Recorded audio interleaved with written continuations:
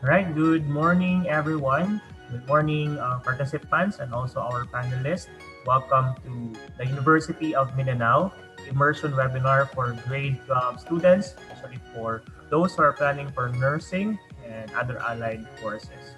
By the way, I am Benji Di Manopas, and I will be your host this morning. And we are being streamed live at the through YouTube, no, at University of Mindanao official YouTube channel. So you can share the link, no, to your other classmates or friends who are also willing to listen and be able to know information about our webinar this morning. And to start this webinar session, together with us right now is the University of Mindanao Coral to sing, uh, prayer, and also the national anthem.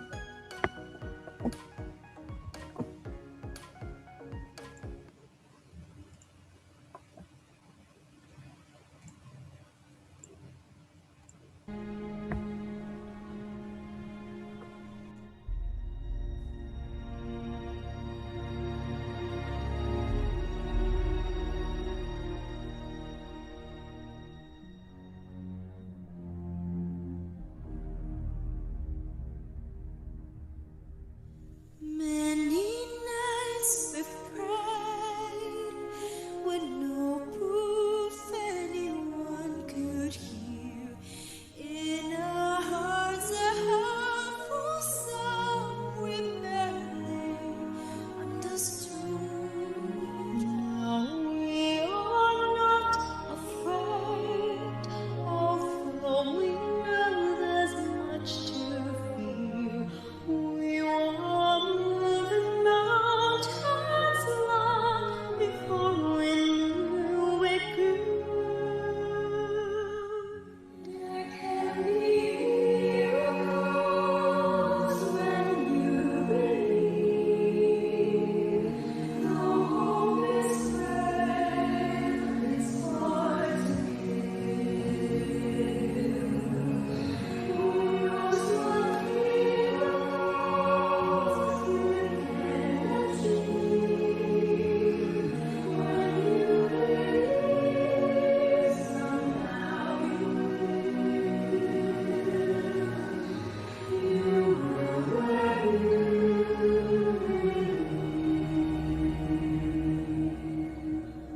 in this time of fear and prayer so often proves in vain, hope seems like the summer voices swiftly float away. Yet now I'm standing here, my heart so full I can't explain, seeking faith and speaking words I never thought I'd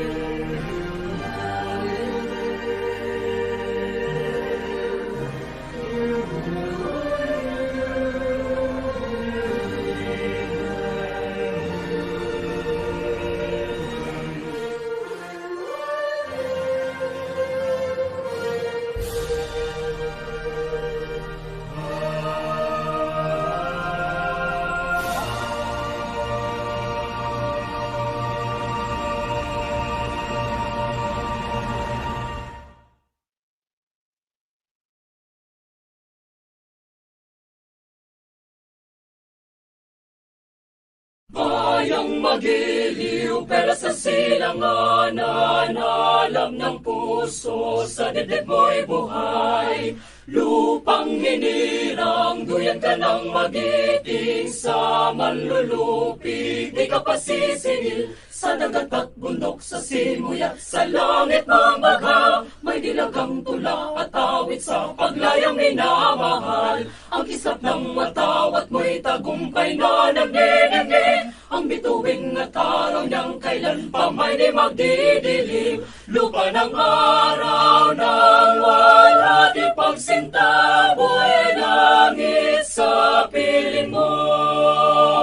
Aming ligaya ng pag may mga api, ang mamatay ng dahil sa'yo.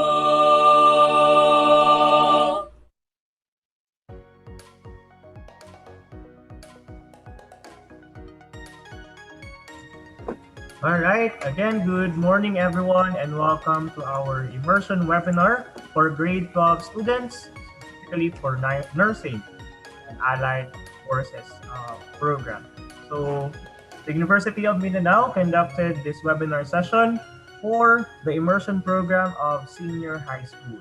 This webinar series will cover the key learning areas of the Immersion program, such as writing a winning cover letter and resume, how to ace the interview, work ethics, social media etiquette, career opportunities, and among other topics that will cover the immersion program of the senior high school. Again, we welcome you here on our immersion webinar. And by the way, we are streaming live through YouTube, the official YouTube channel po ng University of Mindanao. And we would like to welcome our participants here sa ating Zoom webinar. We already have 12 participants, and watching po sa ating YouTube ngayon, 30 participants. Okay, so please write your name and also your school sa chat box natin so that you'll be able to recognize your school.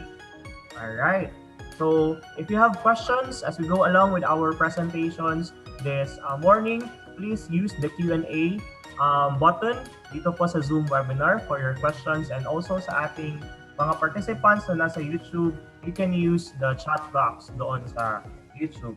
And of course, amazing prizes will be given later for our online quiz. So after ng mga presentation po ng mga speakers natin, we will have our quiz. So we will give prizes for those top 5 na mananalo sa ating mga online quizzes. So just sit back and relax and enjoy our webinar this morning.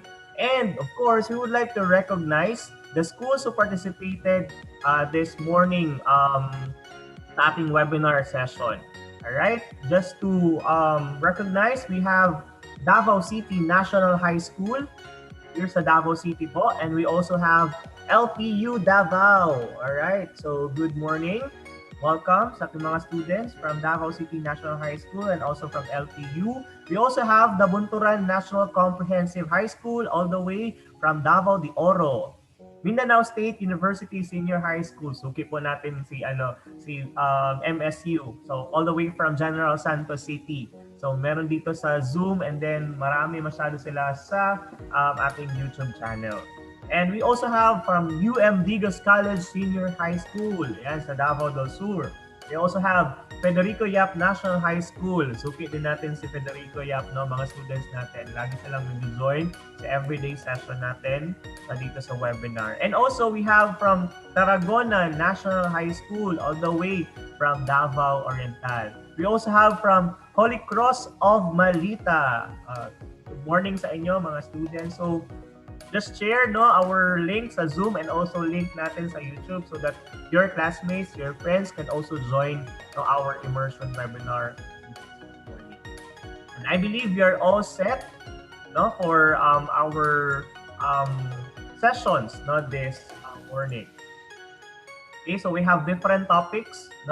First is we will have our pre-employment requirements, and then next is exploring the novel world of healthcare professionals. So So just sit back no and get excited no sa mga information na makukuha ninyo. Well, of course, as graduating students of the senior high school, so iba sa inyo will go to college and others would like also to have their work no or pwede yung dalawa no pagsabayin. So that's why no this immersion webinar would like to give you some tips with regards to pre-employment requirements. All right. So to give us no a glimpse and the things that we have to learn with regards to pre-employment requirements, ladies and gentlemen, the Vice President for External Relations and International Affairs of the University of Mindanao, Dr. Reynaldo C. Castro. Virtual round of applause, please. Thank you very much, Benji. Good morning and welcome to our senior high school students joining our remote virtual immersion program today. We understand how difficult the situation that we have right now, but despite that, no, notwithstanding this difficult situation, we continue to help you, no, provide this immersion program.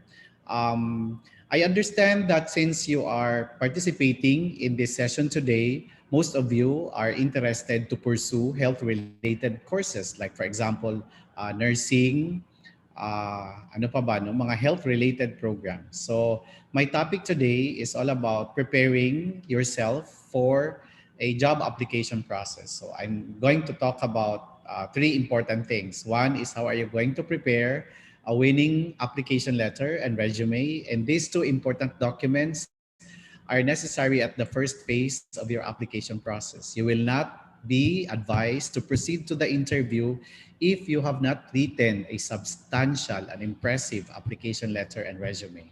After that, I'm going to give you some tips on how are you going to breeze through the job interview. And third, some social media etiquette that you have to observe. For the first two topics, I have prepared a video for you. Let's watch this.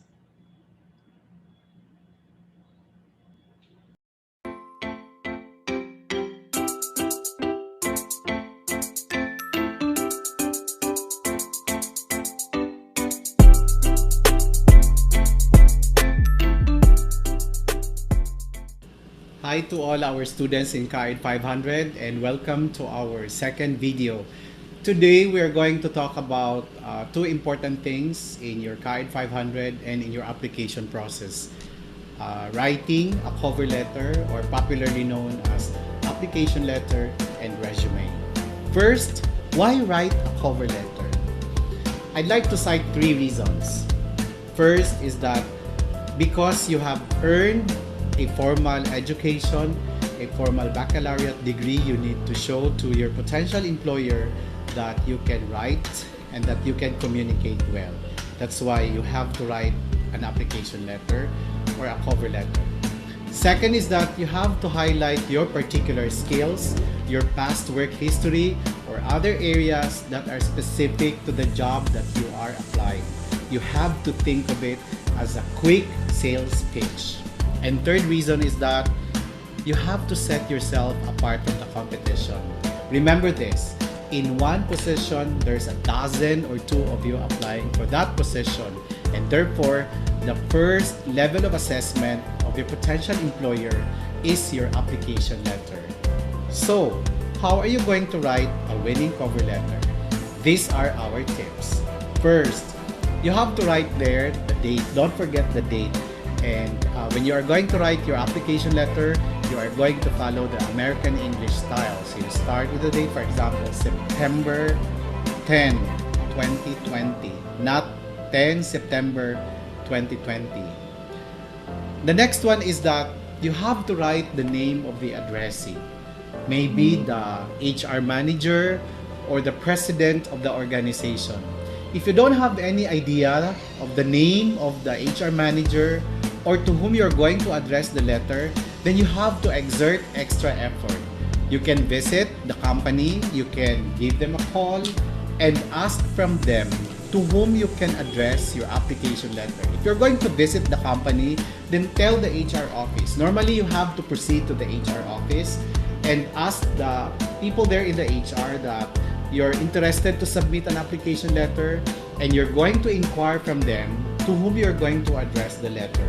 So get the complete name, the exact position of the person, and of course the name of the company and the address. So that's how you're going to do it. For example, you have Miss Joanne T. Santos, HR Manager. Oops! You also have to make sure that Joanne Santos is the HR Manager because she might be the VP for HR, and by writing there HR Manager, you have demoted the person. So it's already a demerit in your part. So you have to make sure what's the exact position of the person. So let's go back to that. Miss Joanne T. Santos, HR Manager, XYZ Corporation, Ponciano Street, Davao City. That's it. And then you have the opening. You say, Miss Santos, colon. Do not write Dear Miss Santos because remember that your application letter is a formal style of communication, and writing the word Dear Miss Santos reduces the formality of your communication unless you are very close to that person. So you write there Miss Santos colon. In your first paragraph, you have to mention how did you get to know about the information of the position, whether you get the information from a friend or somebody who's working in the organization, or maybe you have read that somewhere in the local paper, then you can cite that in your first paragraph, and your interest of applying for the position. So for example, you would say, I've read in the local paper, Mindanao Times, dated September 4, 2020, that your company is in need of accounting staff. I wish to apply for the position. Alright? So you have there the information and your interest. Why is it's important that you cite the information? Because it's also significant to the company whether the promotion that they have had is working for them. And it's giving them an output. It's giving them effective promotion of their job opening. The second paragraph of your application letter, you can write there your experience. Two things, no? One is your work experience related to the position that you are applying. And second, what are the attributes, work attributes that you possess which you think are significant in the performance of the function. And in the third paragraph of your application letter, you can write there, you can open doors for further meet and greet of the HR or of the interviewer, because you cannot tell everything in your resume and in your application letter. So you can say there that I wish to share more of my qualifications at your most convenient time. I can be reached at your contact number or your email address. And then you can close the letter by saying sincerely or respectfully yours. I suggest do not write very truly yours, because Tagalog mo yung very truly yours, ako iyong buong buo, no? It's not very formal. Again, I'd like to remind you that your application letter is a formal style of communication. So after closing, don't forget your name and then your signature.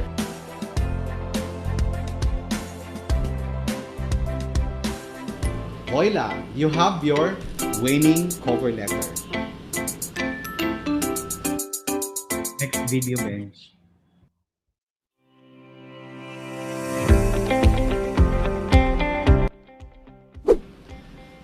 Last video, last discussion, we talk about how are you going to write a winning cover letter. And today, partner with your cover letter is the resume. We're going to talk about how are you going to write a winning resume.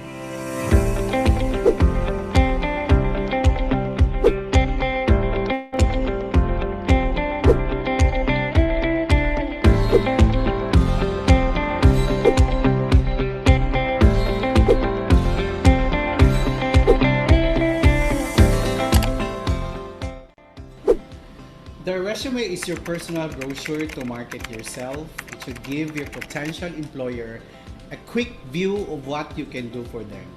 So for new graduates just like you can list your accomplishments in school. Do not worry about not having any accomplishments or work-related accomplishments. You can pick out those school accomplishments that show responsibility, reliability, cooperative spirit, and the like. That's why you have to make the most of your experience while you are still in the university.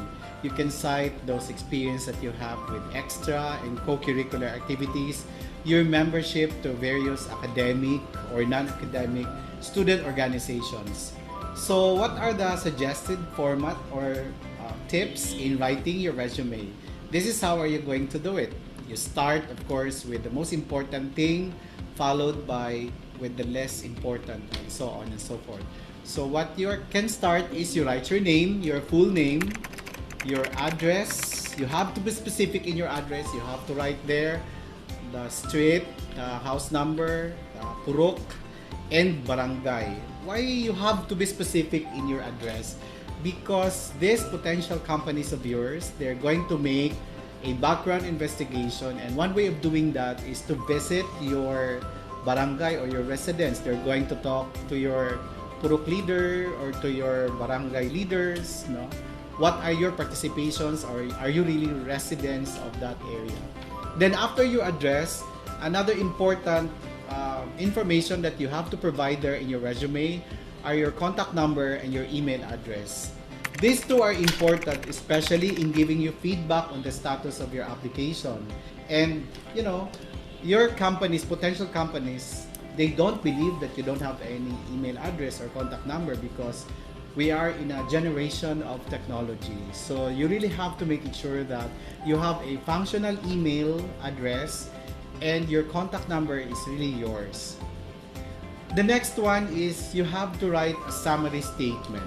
A summary statement is a gist of who you are in terms of your potential to the company, in terms of what you can contribute to the company, in terms of your competence, whether you can perform to the function or not. So, two things. When you're going to write your summary statement, let's go back to the second paragraph of your application letter. I said that when you write your second paragraph in your application letter, there are two things that you are going to highlight there. One is your work-related experience, and the other one is the attributes. No? What are the attributes that you possess that are related to the performance of the function or the requirements of the position? So that's the summary statement. Later on, I'm going to show a sample summary statement. How are you going to write it? The next one is your work or school related experience or OJT experience. Now, if you're a working student, then you can write there, but you have to make it sure that your work experience during the time that you're still in the university are related to the position or to the requirements of the company, or your OJT experience, of course, for sure, are related to the requirements also of the potential company that you're applying to. So you have to cite that in your resume. The other one is that what are the job responsibilities that you have had in your internship or in your OJT experience? And I think it's there in your OJT manual, the manual that your OJT coordinators are giving to you during the time that you have your OJT. So you can copy those and include that in your resume, because those are specific assignments that you have had during your OJT. And the other one is your accomplishments or your recognitions or your achievements when you were here in the university. If you have, for example, participation in a community extension, because it speaks about volunteerism, it speaks about you being a team player, no? And your exposure to other staff, that during the time that you're in the university, you're not just a plain student, but you also engage yourself to other or various or related activities that can at least bolster your experience, your qualification, and your competence. The last one is, of course, your education. So you see there's nothing there in your resume. You do not put anything that are not relevant to the position that you're applying to. No? There's nothing there that asks you about height, weight, and religion. That's why when you write your resume, you have to tailor fit the content of your resume based on, number one, on your competence, on your qualifications, on the things that you possess that you can offer to the company. And second, tailor fit the content of your resume based on the requirements of the company. That's why I suggest do not buy the ready-made biodata form that you can buy in a bookstore nor in store, because there are information that you may not be included, no, in your resume, and which are actually relevant to the position that you are applying to. So that's how are you going to write your resume. Remember this, in a gist, when you write your resume, seven things that you have to remember, or you have to make it sure that these seven things are there in your resume. Number one, what can you do for me? When you write your resume, when you prepare your resume, you have to make it sure that this question is being answered in the content and substance of your resume. Second, do you have the skills I'm looking for? Third, where have you worked before? It's also important that you have to cite your work experience, the company that you had, your internship, your OJT, because aside from it was an opportunity for you to apply the learnings that you have learned from the university, for sure your work or internship experience have developed you have improved your soft skills, some of your soft skills, like for example work attitude skills, the ability for you to follow deadlines and instructions from the company, like wearing proper uniform, wearing an ID, coming to work on time, following the rules and regulations of the company. Those are very important stuff, although sometimes we said that those are simple stuff, but those are very relevant stuff. Number four, is your experience relevant to my needs? Number five, do you have the right education and credentials? So you see, question number four and question number five are related to each other, which means that whether you have this experience or education and you're applying to a position that's quite different from the training and the experience that you have, you know, give that to those people who have the relevant experience and training. Question number six, what kind of person you are. So it's important that you also have to highlight your soft skills, your personal attributes. And last but not the least, where can I contact you? I overly emphasize the relevance of your email address and your contact number, because as I said, that whenever there's a need for you to report immediately or submit additional documents or papers relevant to your application, that's the fastest way of the company telling you about those stuff. So I hope that with that information, you can start writing your resume. All right. So before I proceed to the next topic, I'd like to emphasize or remind our senior high school students that why you write an application letter and resume is for you to be scheduled for an interview. And you might be wondering why you have not received any feedback after submission of these two important documents. For simple reasons, there is something wrong in your application letter and in resume that have not impressed the hiring officer. And this time, let's talk about how are you going to face the dreaded job interview. Let me share my screen.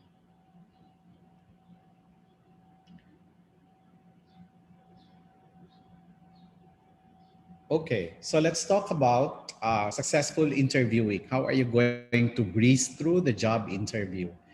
And if the importance of the resume is for you to proceed to an interview, the purpose of the interview is for you to get the job. Even if you are the most qualified, the best applicant, no, the most competent applicant, but your interview doesn't speak well, no, your performance in the interview is not outstanding. There are other applicants, even if they're not the most qualified, but they're better than you during the job interview, then you will not be chosen by the interviewer. That's why if you see, no, if you notice that in a beauty competition like Miss World and Miss Universe, the final and deciding factor of the judges is the interview. So from there, they're going to select who among the candidates deserve to win the crown. Okay. So it says here that preparation is half the battle. So you can prepare for that interview, you can anticipate the potential questions that will be raised during job interview. Because after all, questions in job interview are the same over and over again. No? So why is it that you cannot respond well? No, you cannot respond or answer well the interview questions. Now, I said that the interview is the deciding factor. That's where the hiring officers or the interviewers select who among the applicants deserve to be hired for the position, because their the impression of your performance during the job interview is often seen as an indicator of how you are going to perform in the work, including your verbal and non-verbal communication. That's why the better prepared you are, the less nervous you will feel and the more confident you will appear. The key word there is that you have to be confident, because your confident will give an impression that you are knowledgeable and that you are competent to perform the function, and that you have studied well what are the requirements of the position and what are the expectations of the function. The more you know about the purpose of the interview and the organization, the better your response to the questions, because you want to be part of the organization. You want to, join them. And if I am the hiring officer, I have to ask you, no, I have to know whether you have a prior knowledge about the organization. No, I mean, have you done initial research? No, when it comes to our products and services, when it comes to our vision and mission. So generally during the job interview, these are the three major things. No, questions are grouped according to three major types. No, one is that questions about can you do the job. So it has something to do about your skills, your talents, your competencies, and your abilities. Okay.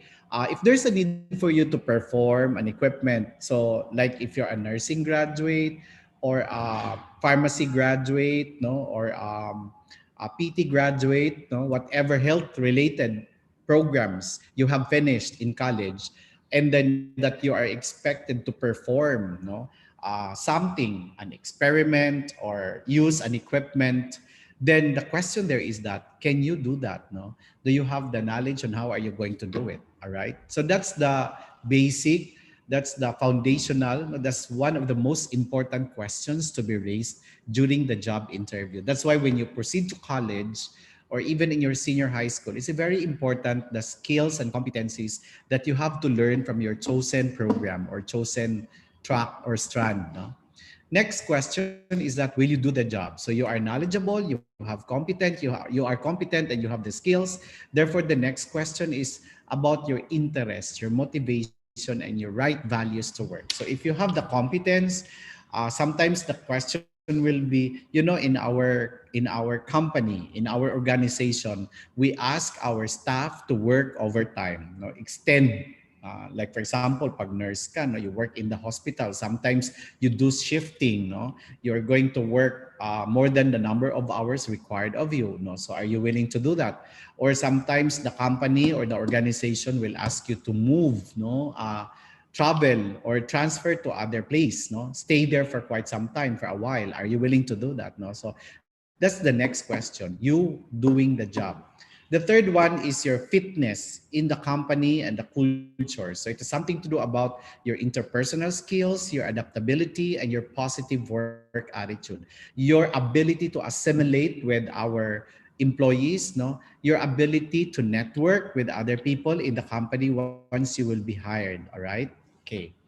So some of the common job interview questions are basic, no? Tell me something about yourself. So um, why this question is being asked, like, okay, introduce yourself or tell me something that I need to know about you. Why this question is being asked? And after all, this is the first, most likely the first question to be raised, no, during job interview, is that one, um, the interviewer is interested to know whether there is really a need for them to pursue, to continue the interview, and what potential questions that they may raise after you responding this question. So I strongly suggest that you have to concentrate, focus in your strengths, in your capabilities, no, in your experience, in your accomplishments, which you think are relevant in the performance of the position, di ba? Anong mga experience mo, anong meron ka, anong attributes mo, anong personality mo na meron ka, na sa tingin mo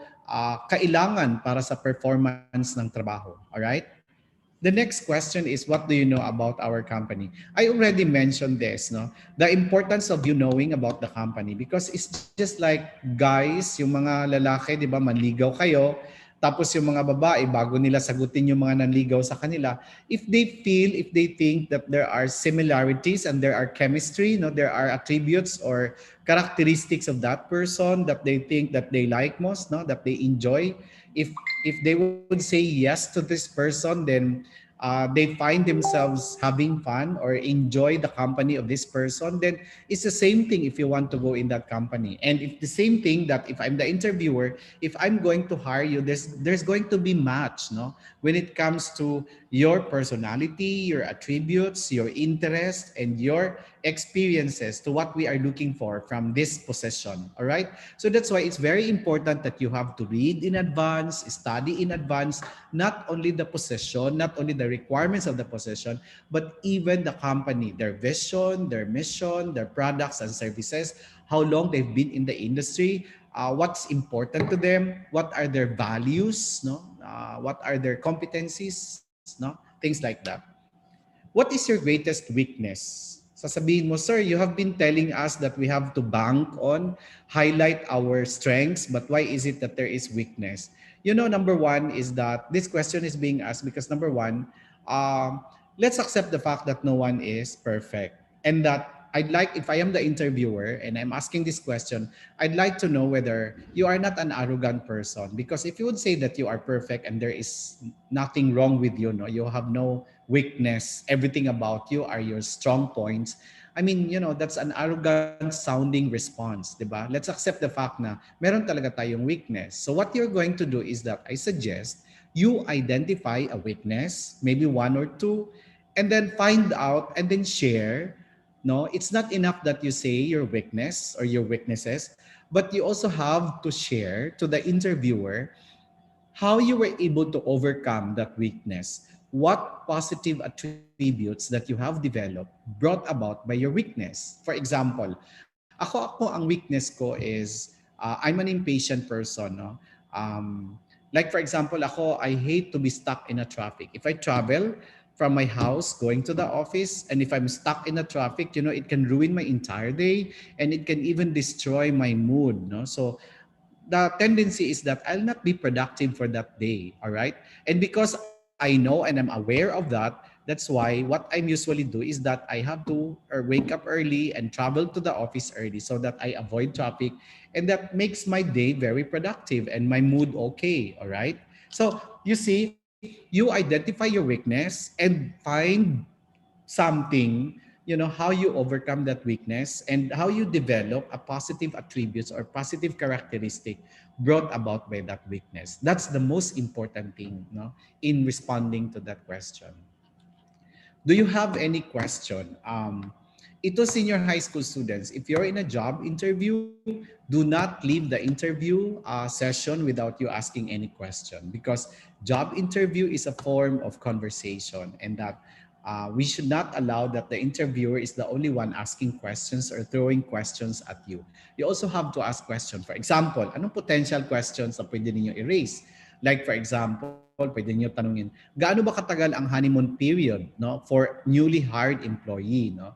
If for example, mayroon na silang na-hire, gaano ba katagal yung allowance for improvement and for learning ng isang bagong employee? Or second, or other potential question na pwede ninyong tanungin is that, can you make a follow-up? 'Di ba? Kasi uso pa naman ngayon ang ghosting. Okay? Familiar kayo sa ghosting, 'di ba? So meron ibang mga company, meron ibang mga organizations that when you apply, they don't give feedback. So gino-ghost kayo, no? Pareho ng ibang mga friends ninyo, gino-ghost kayo. Bigla na lang dumating pag may kailangan sa inyo, all right? So, can you make a follow-up, or can you like make a call, give them a ring for after how many days? Is there a strict period that you need to follow for you to do that, no, things like that, okay? What can you contribute most to our organization? Sasabihin mo, hala, naadi amutan, sir? Pila pod kay contribute man. Buanga, wala ba ko kabalo nga mag-amot di ay, no? No, it's not about you giving some money to the organization, but this question is being asked because we are looking for someone who can help us perform the job, perform the function. And that's why we want to know what you have possessed, what are in you, what characteristics you have, what you can bring to us if we will hire you, no? So you bank on your experience again, on your strengths, no, on your achievements, on your accomplishments, no, on your attitude, on your desire to be part of the company and perform the function. So that's how you can respond to that question. Now I'm going to show this. Now there's an interview done by PMAP. PMAP is an organization of HR managers in the country, and we know that HR managers are responsible in hiring, no, and doing interview for their respective organizations. So I'm sharing this to you, senior high school students, for you to be able to take note of this. And when you're in a job interview, please avoid this. Don't do this because this is going to be a demerit on your part. All right. So topping the list is answering cell phone or texting. So when you're in a job interview, I suggest that you better switch off your phone or turn your phone into silent mode. Okay. Dressing inappropriately, appearing disinterested, appearing arrogant, appearing unprepared, chewing gum, no, not providing specific answers, and not asking good questions. Ito, not providing specific answers. Remember that job interview is not a beauty contest interview, no. What's the difference there? Because in a beauty pageant, you're only given like 40 minutes, 40 seconds to respond, 40 to 1 minute. But in a job interview, you have like, you can extend to 2 minutes, no? To 2 or even 3 minutes. But what is more important there is that when you respond to questions, you have to be specific in your answers. No? You can cite an example, you can cite a situation. That's just like what I did, no?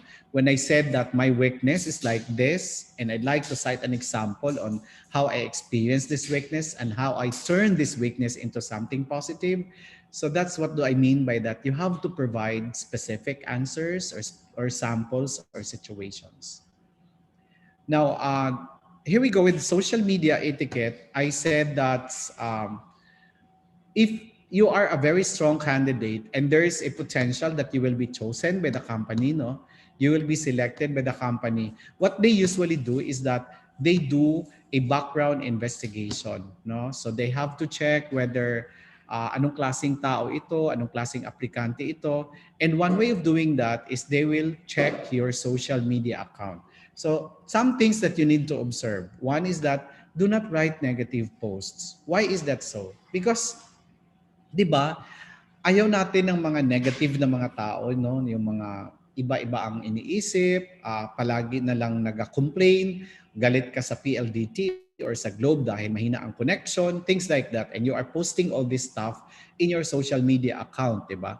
And you doing that, what do you expect? I mean, PLDT and Globe, they know that there's probably wrong in the connection. You don't need to announce that to the world, no, 'di ba? Okay? Um, Pareho gud yan ng COVID. Okay? You try to avoid and distance yourself to, people who are suspected or people who are positive with COVID, no? With the virus. So same thing with negative people. So if you are negative and I've seen that in your posts, I will not hire you, no? Because you may spread negativity in the organization. Okay? This is also connected to number one, posting and grammatical posts or use of derogatory language. No, so you have to be selective in your words. No, I'm not saying that you do not complain. You have no right to complain. You may complain, but you have to do that in a cordial manner, no, in a polite manner. Complain na pero polite pa rin, no, di ba? Yeah, you can do that, no. I mean, put yourself in the situation of a person na imuhang reklamuhan, di ba? Kung ikaw yayawan sa isa ka tao, perfect ka, di ba? We're talking about that, no one is perfect, and you may call the attention of that person na may mali siya, no? And you can do that by using a nice language, a nice words, no? Okay? All right. And third is make your posts all about you.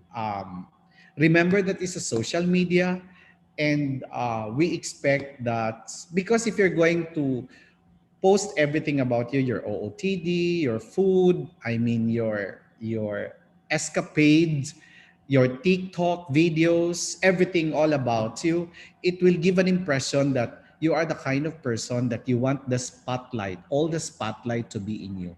After all, it's a social media platform. And what does it mean? It means that you try to discuss social media issues. I mean, social issues, no? For example, if you have finished watching a series that's worth discussing, then you may write a review, no, and post that in your page, no. Or if you have read a nice book that's worth also sharing to other people, then you can write a review about that book. Or if there's a political issue, an environmental issue, a social issue that's worth discussing, then why don't do that? You have to make, what I'm trying to say is that you have to make yourself different from the rest, because everybody's doing TikTok, sayaw-sayaw, kanta-kanta. I mean, posting all their attire for the day, their food porn, their food. No, I mean, you know, all about them. And the world is too small for them. All right. So you have to make a difference for you to be noticed. All right. Okay. I think that's all for my presentation. I hope that you learned something. I think Benji has mentioned that after my talk there will be an activity, a game, no, a quiz, and you will be given some, prizes from the university. Senior high school students, please continue to follow us in our Facebook account, in our Instagram, and in our YouTube. If you have classmates who missed our live session today, then you can advise them to continue follow our YouTube channel, because we are posting this video in our YouTube channel. Good morning, everyone, and be safe. Thank you very much, Sir Ray. Then that was Dr. Rinaldo C. Castro discussing pre-employment requirements. So hopefully, no, you've got a lot of tips on how you're going to really prepare, no, for an interview, and what are the things, no, that you have to prepare, no, in order for you to win the battle. All right. So this time, no, we request everyone to go to menti.com. All right. So for a while,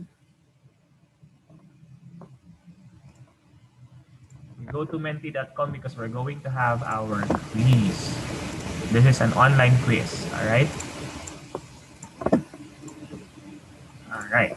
So all the questions would be about the presentation given by Sir Ray Castro, the pre-employment requirements. So go to menti.com, write your name and also your school para ma-recognize natin. And then you also use the code 30731358. All right.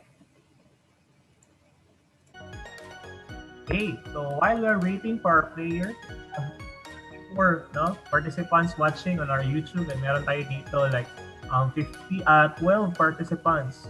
Okay? Please go to menti.com, and then let's have our quiz. Okay? But while waiting, no, sa ating mga players, kasi late tayo doon sa YouTube, no? So ayun, pumapasok na. So let me recognize the schools na nandito ngayon.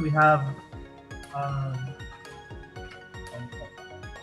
we have Davao City National High School, Nabunturan National High School, Mindanao State University Senior High School, UM Digos College Senior High School, Federico Yap National High School, Tarragona National High School, LTU Davao, Mintal National High School, and we also have Maragusa National High School. We also have Unidad National High School. Alright, so hello sa inyong lahat. So you join our quiz, no? Madali lang yung quiz natin, no? Once no, nakinig kanina kay Sir Ray. We also have Holy Cross of Malita. Good morning sa inyo. Alright. So let's wait for 4 pa. Once nag-20 na yung players natin, we will start our game. Okay, you can join me and share the link no, of our Zoom webinar and also our YouTube channel so that your classmates and friends no, can also join our activity this morning. So after this one, we still have another session. So yun, mas maganda yun ang mga topics no, because it will talk about no, your career, no, career opportunities, and what are the things that you have to prepare no, for the course that you want to, especially if you want to pursue nursing and other allied courses. Alright, last one player. Andig, there you go. 20 na tayo sa ating Mentimeter. Alright, let's start our game. Answer fast to get more points. Here's the first question. How long is the ideal resume? Is it 1 to 2 pages, 4 to 5 pages, or it depends on the job? 10 seconds to answer. And now top your answers. 4, 3, 2, 1, and time is up. Okay, so lahat no, nag-answer sa 1 to 2 pages. Alright, so 15. So, hindi nakaabot yung 5. Okay, let's see who's leading sa ating leaderboard. Sa ating first question.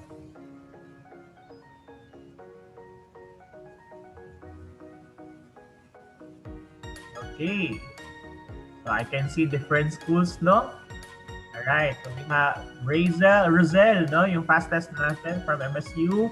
And then we have from NNCHS, Randy sa 3rd place, Yurisu 2nd, MSU sa 4th, and then we have 5 from 5th, Johanna from Federico Yap National High School.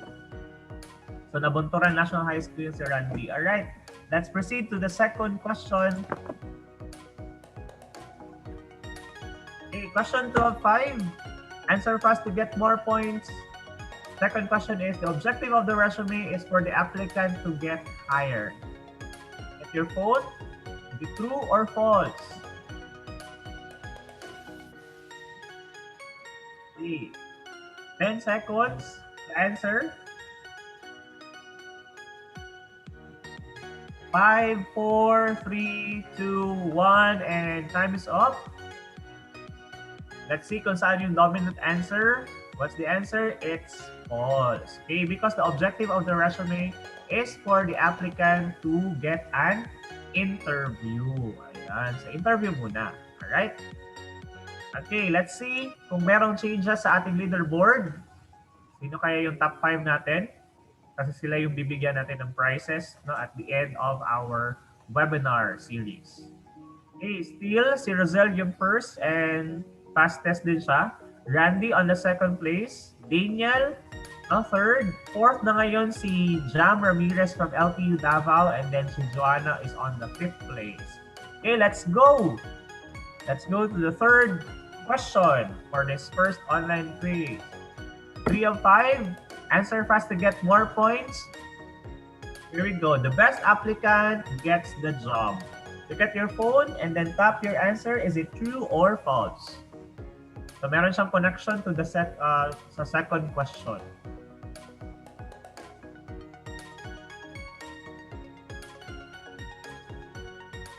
Five, four, three, two, one, and time is up. Let's see saan yung dominant answer. Mostly sa false, and you got it. Okay? Oh, so the best interview, yon. The best interview gets the job. Ayun. So let's see kung sino yung nasa leaderboard natin. Meron bang changes sa ating top 5? Or meron na bagong estudyante na nasa top 5? Let's see. So in this question, si Daniel yung fastest. Still Rosel, Randy, yung sa first and second. Fourth pa rin si Jam, and then fifth pa rin si Joanna. Okay, walang na-change sa natin sa leaderboard. Then let's see. Baka meron pang changes once we have this question number 4. Answer fast to get more points. Here's the question. Which of the following should not be included in the resume? Look at your phone, then tap your answer. Contact number, education, or height and religion. 10 seconds to answer the question. 5, 4, 3, 2, 1, and time's up. Everyone has voted. Lahat nasa height and religion, and yes, you're correct. Okay, let's see kung sino yung leading sa leaderboard natin.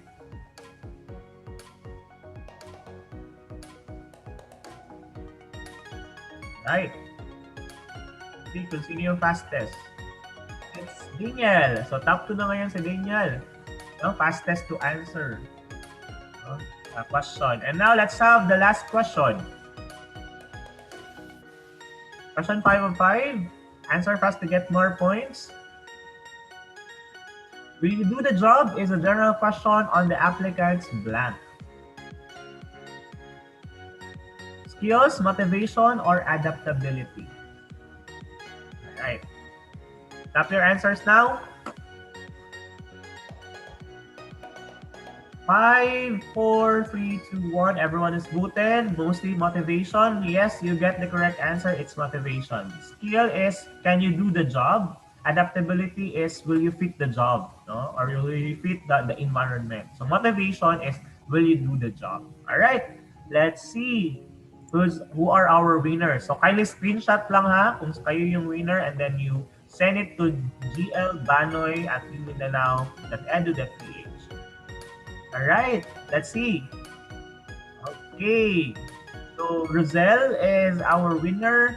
Jose Daniel is on the second place. Randy from Nabunturan National High School and Nabunturan National Comprehensive High School. And then fourth si Joanna from Federico Yap. And then fifth naman si Jam from LPU Davao. Alright, so congratulations. Again, screenshot your name and then send it to glbanoy@umindanao.edu.ph and nabigay ng sa inyo ng link so that ma-recognize namin, so that at the end of the webinar series, you'll be able to transact yung prizes.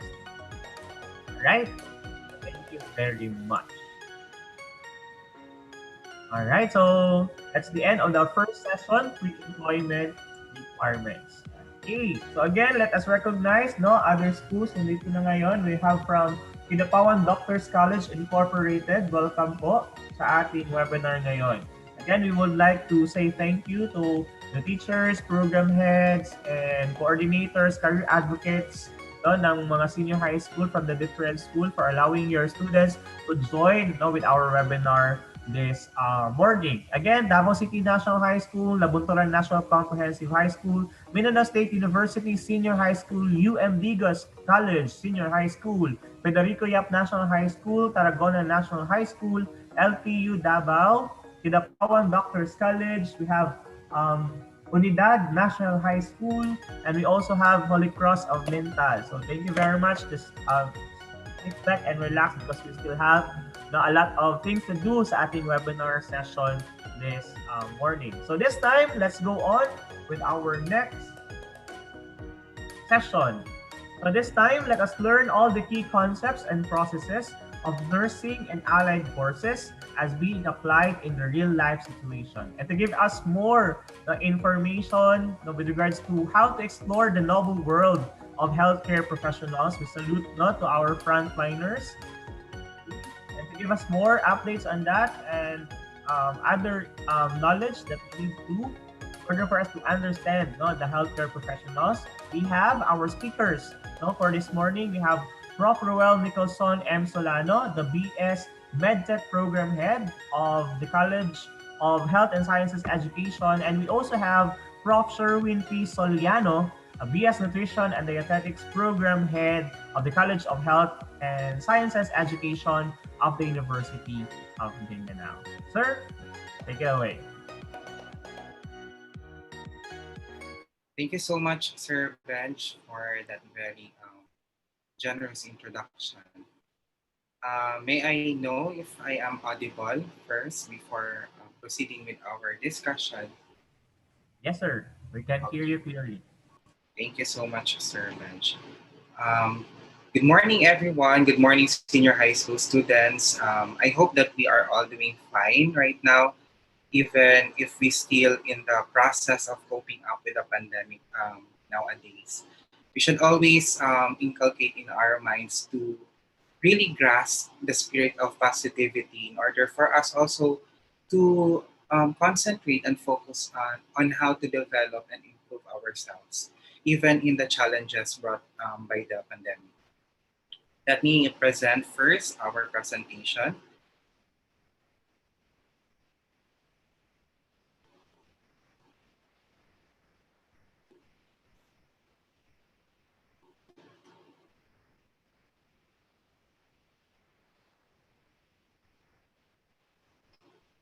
Okay, so can we now clearly see what is projected in front of you? Yes, sir. Okay. So again, welcome to the College of Health Sciences Education, exploring the noble world of healthcare professionals. We encourage everyone to focus and to concentrate. Just give us your ample amount of time in order for you to really appreciate our noble world as healthcare professionals. So for the to guide us with our um, discussion and presentation, we have the career consultants. So we have yours truly, Sir Roel Nicholson M. Solano, RMT, MSMT, a registered medical technologist, medical laboratory scientist. Together with me is no other than also the program head of the Bachelor of Science in Nutrition and Dietetics, Sir Sherwin Soliano, RND, LPT MAEDCAR. So for the sequence of our presentation this morning, we will be focusing first on the instruction to be followed by the community extensions, the research, and the career opportunities of the healthcare service. To give you a simple overview of the College of Health Sciences Education, the College of Health Sciences Education of the University of Mindanao was formerly known as the College of Nursing Education that was established in the year 2003 as one of the premier colleges of the University of Mindanao. As year passed by, the college produced competitive and passionate nurses, both locally and overseas globally. Due to the growing demand of healthcare professionals, the University of Mindanao took the initiative of offering three new health programs. Namely, we have the Bachelor of Science in Medical Technology or Medical Laboratory Science. We also have the offering for Bachelor of Science in Nutrition and Dietetics. We also have Bachelor of Science in Pharmacy. So uh, it is generally known as the College of Health Sciences Education from the College of Health Nursing Education. So we have here the logos of the four programs for Bachelor of Science in Nursing, Bachelor of Science in Medical Technology Laboratory Science, Bachelor of Science in Nutrition and Dietetics, Bachelor of Science in Pharmacy. Okay, so before proceeding with our topic on the Bachelor of Science in Nursing, their roles in the healthcare industry, let me just reiterate or let me just share to you what do you think is the main reason of pursuing a career in healthcare? Because for me as a healthcare professional, I really believe that if you are in the healthcare industry, it is more than receiving a paycheck. It is more on satisfying your soul and developing your core as a person because I believe that it is more than receiving a salary. It is more into giving your service, giving a help for someone else's betterment. And let me just mention some of the statements or maybe quotations from different significant persona. And to mention one, we have from Sir Albert Einstein, only a life lived in the service to others is worth living. Indeed, If you really are wondering of your purpose in life, sometimes why do we exist in the world? As time passes by, you really will have the chance to realize that you are here in the world for you not only to exist, but for you to serve others. Because through service to others, it is actually um, fulfilling not just your lives, but also completing the puzzled mystery of life in the world. Also, we have another quotation by Mahatma Gandhi: the best way to find yourself is to lose yourself in the service of others. And lastly, this is one of my favorite quote by Martin Luther King: everyone can be great because everyone can serve. And the value of service really is on top of the list why we should pursue health career or healthcare careers, be it in nursing, be it in medical technology or medical laboratory science, in nutrition and dietetics, in the field of pharmacy, or even in other healthcare services that are found in the portals of the hospital. It is more than, try to imagine if you are working in the hospital and then you will get the chance to see the development from a patient. From the time a patient arrives to the portals or to the zones of the hospital, particularly maybe in the emergency room or maybe in the outpatient department, you can really see the burden sometimes in the patient's eyes. You can really see how painful the patient is manifesting. Well, because one of our responsibilities is to assess them, to know their medical health history, and to monitor them. But it is more satisfying to see patients, diba, that are that improve their well-being, diba? Yung mga lumalabas na sa hospital right after giving them quality healthcare services. It is more satisfying not just in our soul as human beings, but it is more satisfying knowing that we have served not just a patient, but we have served the community as a whole. And to begin our journey on the healthcare professions offered in the university or healthcare programs offered in the University of Mindanao, we will begin with a Bachelor of Science in Nursing. So the program aims to develop a professional nurse who can assume entry-level positions in health facilities or community settings. When you say health facilities, it could be clinics, of course, it could be a hospital, it could be a level 1, level 2, level 3 hospital with different bed capacities from 50 to 100 to 400 to 500. It could also be a government owned or a private hospital, but it is existing to serve a common goal, that is to treat patients who are in need of healthcare service, to develop nurses that are efficient in client care, to have a leadership and management, and of course, if you are working in the healthcare industry, there must all it should always be emphasized that research is a must, because services in the healthcare industry really allows us to develop a research attitude on how to improve our protocols. Diba? Just like, for example, our healthcare protocols, the usage of our face mask, the usage of our face shields, and other paraphernalia for COVID-19 prevention. But as time passes by, we revisit, we reevaluate those protocols based on the current situation of the pandemic. So research really takes a lot of importance in the field of healthcare industry or in the healthcare service. So we have here the curriculum for Bachelor of Science in Nursing. So these are the professional subjects under the program. To mention some, we have theoretical foundations in nursing, the fundamentals of nursing practice, the human anatomy and physiology, where I was able to teach also some anatomy and physiology subjects for nursing way back 2018, biochemistry, microbiology and parasitology, where I also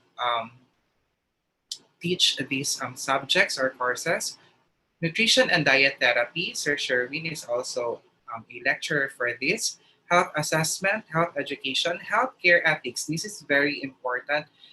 Why? Because sometimes if we are pressured in the hospital, we tend to sometimes loosen up considerations in terms of practicing or doing a procedure, not to mention that it should always be bounded with ethical considerations. Okay, so nursing leadership and management, community health nursing one, individuals and family as clients. So I believe that nursing students will be able to be have the chance to be immersed in a community where they have to interview or to live in that certain community for them to assess the need of that particular community.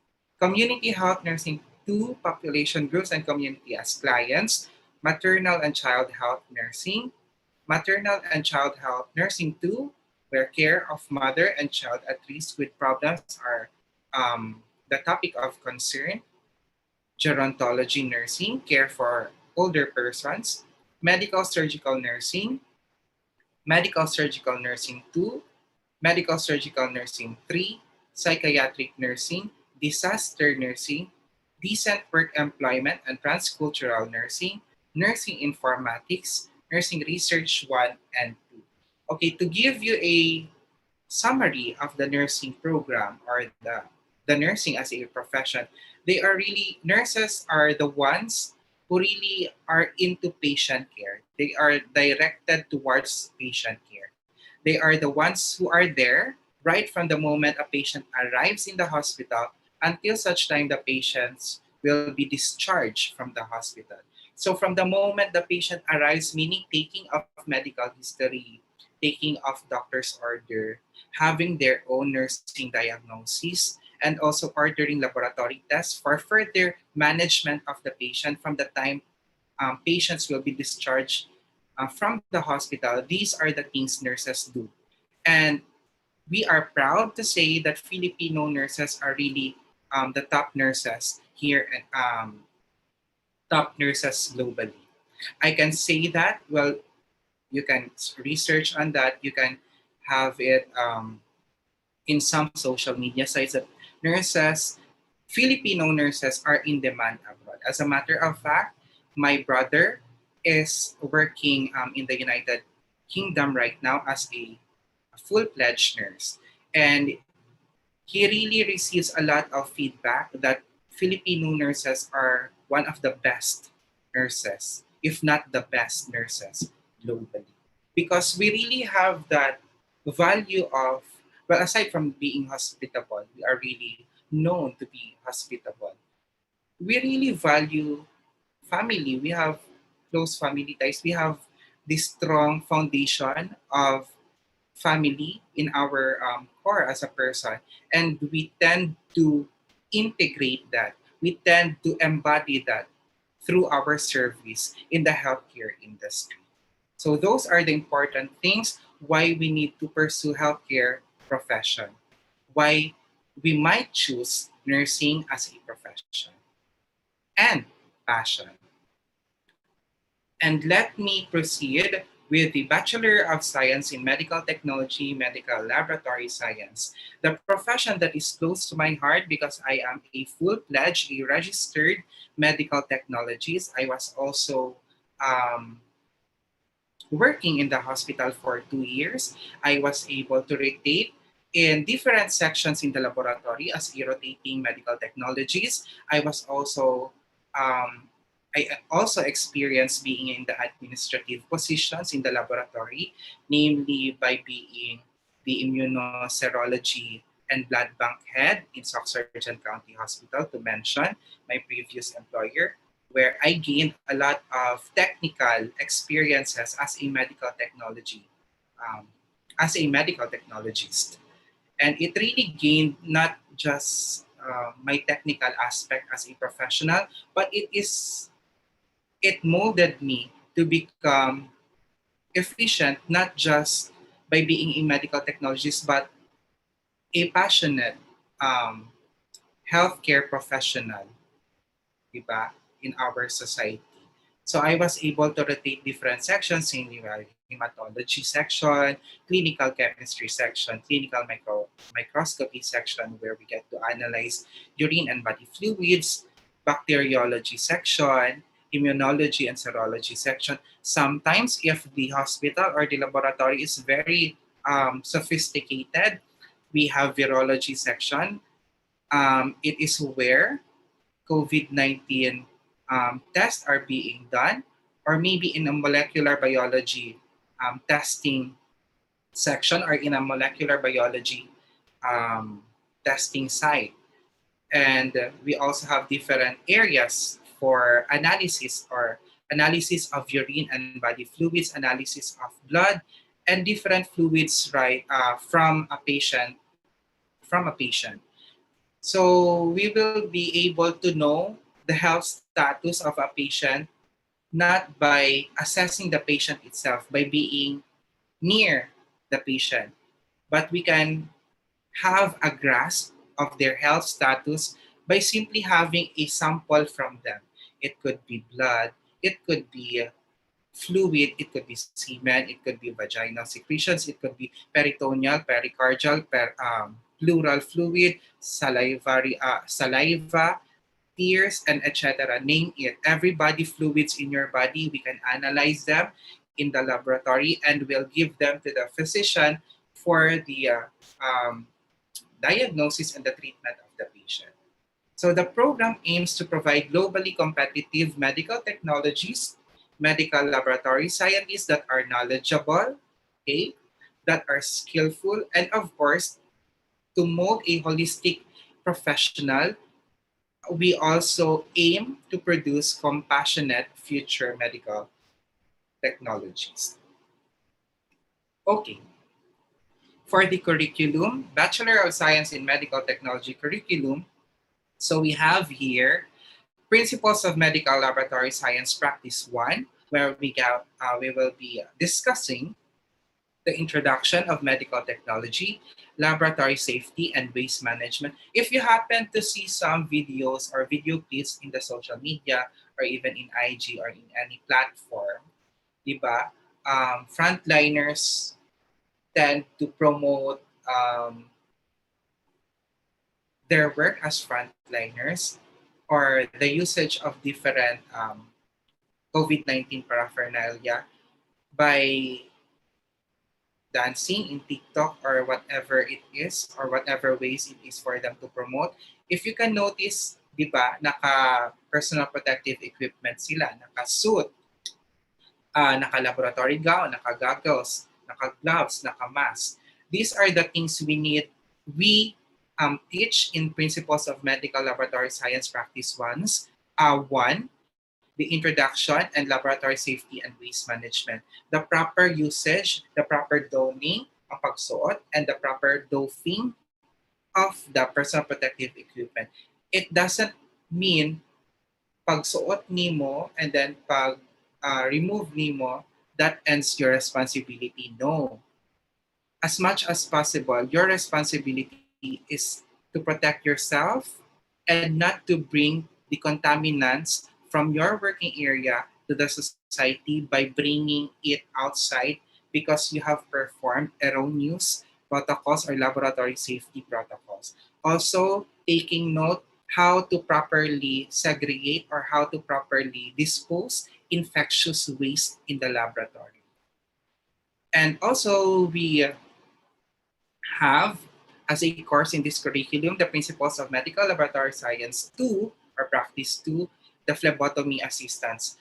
Here in the Philippines, medical technologies are also known to collect blood, to extract blood, whatever method it could be, venipuncture, skin puncture, um, capillary puncture, or any other method. It could be closed system, open system, whatever it is that will be suited on how to effectively collect that specific amount of blood for a specific analysis in the laboratory. So as early as first year, second semester, we will be able to teach you on how to effectively extract blood from a patient. Well, of course, that covers a lot of topic from knowing the specific areas where you need to memorize or you need to study basilic, cephalic, median cubital veins. Where are you going to usually extract blood?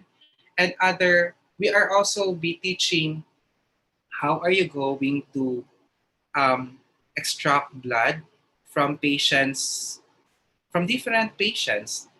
For example, sa mga nagatantrums na mga bata, minsan hindi lang bata ang nagatantrums, no?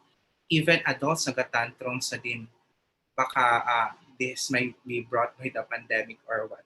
Pero on how to deal with different patients, varying different personalities and different conditions, medical conditions. There are some conditions that tend to, for example, patients that are parang malikot or parang hindi stable ang mental health niya. So there might be tendencies on how to there might be an emphasis on how to deal with these types of patients, on how to effectively extract blood because pag nag-restrain ang patient, there might be tendencies na hemolyze yung blood sample that it would never be suitable na for any laboratory procedures. So sayang yung effort mo if you will not collect that properly. And remember that those samples, whether it is blood, it could be urine, feces, saliva, sputum, any other body fluids, collect that in the most effective and proper way. Why? Because it will represent the health status of the patient. From that ample amount of the analyte, from that ample amount of the specimen from a patient, it will um, reflect the health status of the patient. So aside from that, we will be teaching you HIS, Health Information System for Medical Laboratory Science, Community and Public Health for Medical Laboratory Science, Principles and Strategies of Teaching. Well, of course, we will also be discussing later what are the things, what are the career paths for, or the careers that you may be pursuing as a registered medical technologist. Just like me, I am a registered medical technologist. I used to work in the hospital. I used to work as an HIV proficient medical technologist. But I am now working as an academician in the field of medical technology education, where I believe I have found also my passion into molding new set of efficient, globally competitive, and compassionate medical technologies in the future. So there are a lot of career opportunities a registered medical technology have. Human anatomy and physiology with pathophysiology. So the difference between human anatomy and physiology earlier in the nursing program, here in our curriculum in the medical technology and medical laboratory science program, we have human anatomy and physiology coupled with pathophysiology. What do you mean by pathophysiology?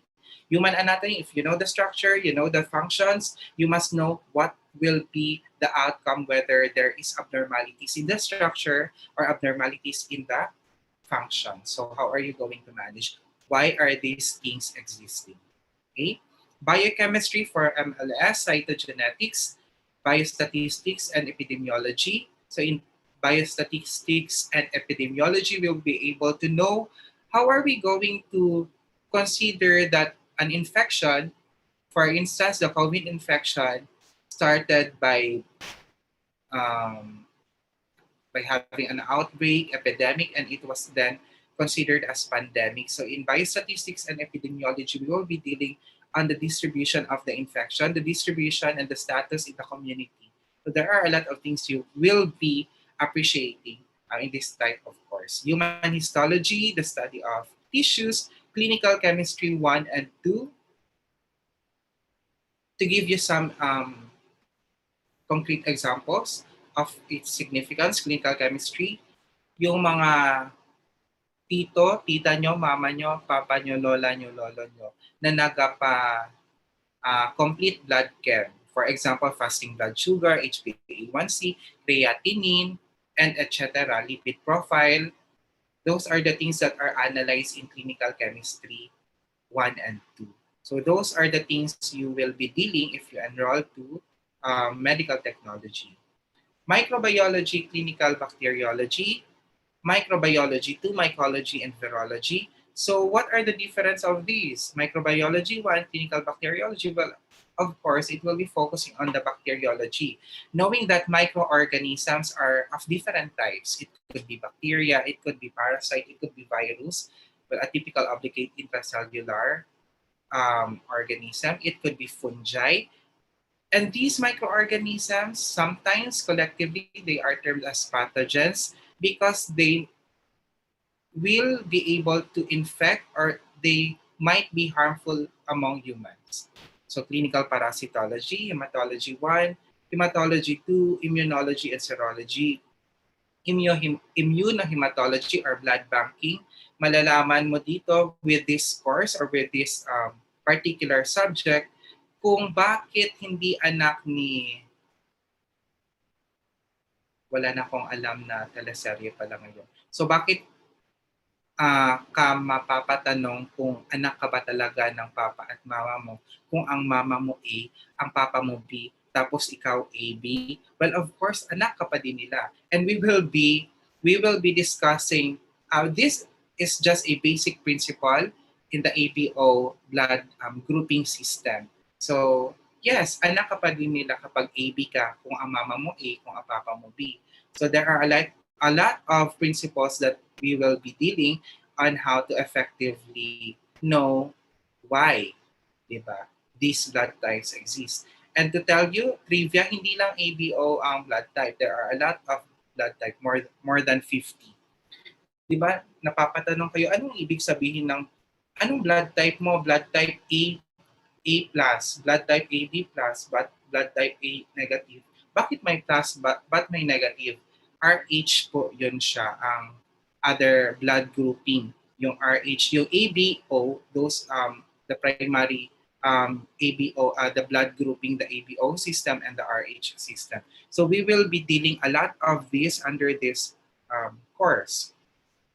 Molecular histopathologic and cytologic techniques. For example, may bukol some parts of your body and yung doctor mo kailangan kang operahan para tingnan if cancerous yung bukol or hindi. Yung bukol actually na na-remove na sa patient, our task as medical technologists will be processing it in the laboratory, and then after that, after processing it, the pathologist, which is the head of the laboratory, will then examine the prepared slides that the medical technologist prepared in order for that pathologist to give its diagnosis. We also have molecular biology and diagnostics. Molecular biology, yung RT-PCR, reverse transcriptase polymerase chain reaction that is very popular nowadays. It is actually a very sophisticated test where we will have the chance to know whether we are infected of the virus or not. Not just with the virus, these are actually used in a lot of area, even in parasitology, bacteriology, and etc. Kung sabihin nila na yung antigen, I don't know if you are familiar with the different tests for COVID-19. Ha? Yung antigen test, yung sa dugo, sa serum, and then yung ginaswab ka for RT-PCR. You might be wondering, kapag nag-negative ka sa antigen test, meron bang chance na mag-positive ka sa RT-PCR? Mag-enroll na kayo to know if meron bang chance. So we will be dealing those discussions in the molecular biology and diagnostics. These basic principles of diagnostic test and the basic principles of the central dogma, diba? The DNA replication, transcription, translation of a certain cell or organism. Medical technology laws and bioethics. Well, of course, as a registered medical technologies practicing here in the Philippines, we are bounded with certain laws, particularly encapsulated in Republic Act 550, RA 5527. Okay, so in that act, our responsibilities, our obligations as registered medical technologies as a healthcare professional are bounded in that particular Republic Act of the Philippines. Okay, so we also have introduction to medical laboratory science research, and I am very happy that our first batch, the first batch of the University of Mindanao Medical Technology students are now going to have are in the process of finalizing their manuscript or their paper for their research or thesis. Okay, so medical laboratory science research paper writing and presentation. I would also like to flex my students. Why? Because these are the main reasons why the University of Mindanao, a Bachelor of Science in Medical Technology, Medical Laboratory Science, is existing or the program is existing. Well, basically, from having 25 enrollees in the year or in first semester of the year of the school year 2018, we only have 25 enrollees, down to having 191, okay, aspiring medical technologies on 2000, just this school year, first semester of school year 2020, we have 191 aspiring medical technologists. We have grown, the program have grown, not just because of the career itself, but with the branding of the University of Mindanao. Why? Because in University of Mindanao, we embrace the values of excellence, honesty, integrity, and teamwork. Okay? We also inculcate in the minds of our students that the University of Mindanao, particularly the Bachelor of Science in Medical Technology program, really tries to give them or to provide them quality, affordable, and of course, open education. We do not discourage, we do not delimit the admission. Why open education? We do not have an entrance exam for the students to be screened prior to admitting themselves in the program. But we have a strict retention policy. So lahat welcome. Lahat all will be given the equal opportunity to enroll, to admit themselves, to strive for their dreams to become a healthcare professional, particularly a medical laboratory scientist, di ba? Why medical laboratory scientists? Bakit hindi na lang medical technologies? Well, because globally, we are known as medical laboratory scientists. So scientists tayo, even in United States of America. And I have some of my students way back in my previous employer are now currently working in the United States of America. And I don't know if you have seen the posting in the Facebook na 100,000 jobs for medical technologists are waiting in the United States of America, not just in USA, but also around the world.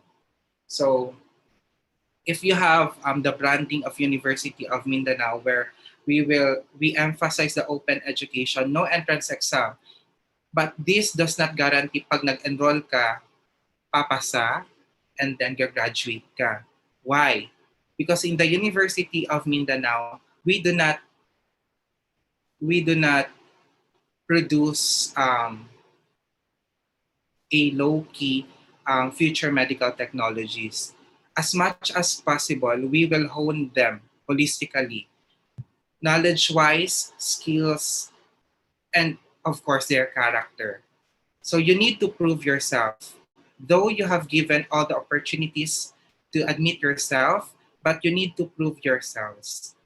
Kahit tanungin niyo pa ang mga third year students namin ngayon na nakasurvive sa journey of their dream of becoming a registered medical technologist or medical laboratory scientist.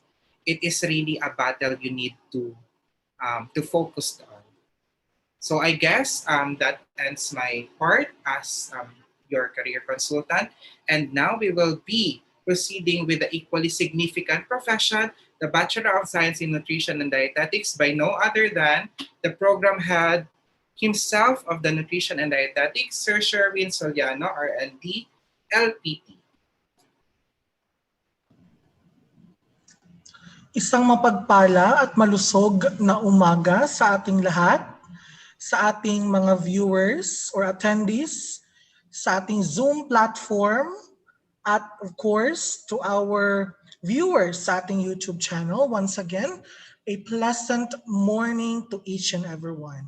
So I guess busog na busog po tayo sa mga impormasyon that our speakers shared a while ago or starting with the inputs from Dr. Ray Castro on how you will ace your interview and to craft your impressive resumes, down to the introduction of the College of Health Sciences Education, and of course, to the information on the curriculum of the Bachelor of Science in Nursing and the Medical Laboratory Science or Medical Technology program.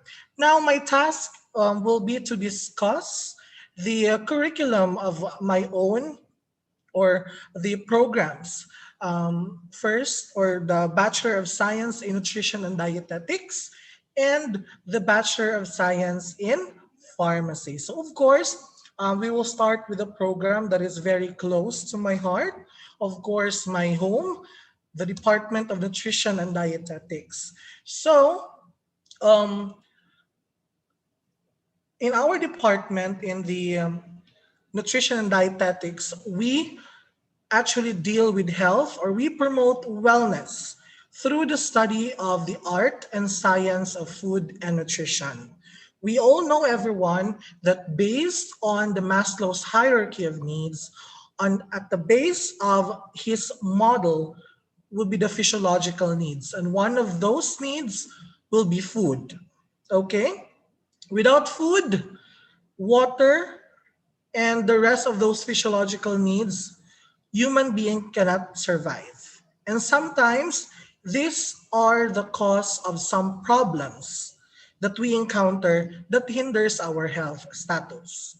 So we all know naman that the COVID-19 pandemic was allegedly um, traced from consumption of um, wild animals, to be specific, yung bat daw na kinakain some parts of China. So, our task as a nutritionist dietitian is to provide information, trainings, and of course, improving your skills on how you will improve your diet in terms of studying its composition, its structure of all the food components, and how you will plan a diet that will promote wellness. So here, in the Bachelor of Science in Nutrition and Dietetics, if you are a type of student who really wanted to cook, or you wanted to explore options on what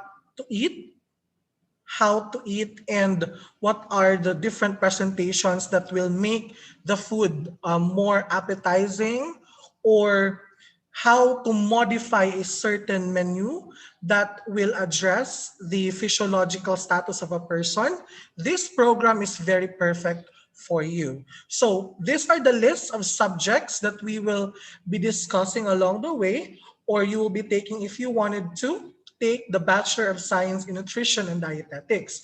We will have the basic foods 1 and 2. That focuses on the structure, the market forms, and the different changes that food items undergo before, during, and after the food preparation. One good example there is, bakit ba nag-change, or ano ba yung changes na nangyayari sa isda pag hinuli na siya sa dagat at nakastore siya sa palengke at binili siya ni mama para lutuin. Bakit nagiging ganun yung changes? Ano yung kanyang chemical definition? Ano yung physical components niya? And the changes it undergoes pag niluluto niyo siya. And also, we will be discussing yung different trends in food preparation. Okay? Of course, we also deal with the biochemical aspect of these food items. We will study, or we will have an in-depth study of the carbohydrates, the protein, the fats, the vitamins and minerals, nucleic acids that are very important for us to study or to deal with a person's medical condition.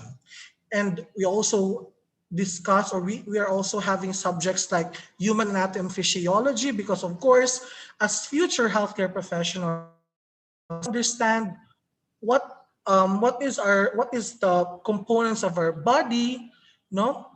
Ano yung mga changes na nangyayari or different metabolic processes na nangyayari sa isang tao, both in a well and ill state. When I say well state, yung wala po tayong sakit, at ill state, that is the time if a person has or already contacted a certain disease or pathophysiological condition. Next, we also have microbiology and parasitology. So of course, in different food preparations, we cannot really deny the fact that these microbes could affect the quality of food items that we present. Okay, the molds, the bacteria, no, and even viruses, no, how they behave, how they interact with food items. And also, not just the pathogens or yung mga disease-causing microorganisms, ang tatalakayin sa microbiology and parasitology and nutrition, we will also be discussing some helpful microorganisms. For example, we have yung ating mga lactobacillus na mga strains that are very helpful in terms of maintaining healthy gut natin sa ating digestive system. And also, through that, we can develop research procedures in order to discover or even isolate microorganisms that are of great significance in the study of food and nutrition. Of course, we have here accounting, biostatistics, and health economics. Of course, as what we've mentioned a while ago, that in the University of Mindanao College of Health Sciences Education, we promote holistic learning. And Bachelor of Science in Nutrition and Dietetics will not just focus on the clinical aspect or hospital aspect, no, of a healthcare professional, but we also deal with different possibilities of job opportunities for our graduates.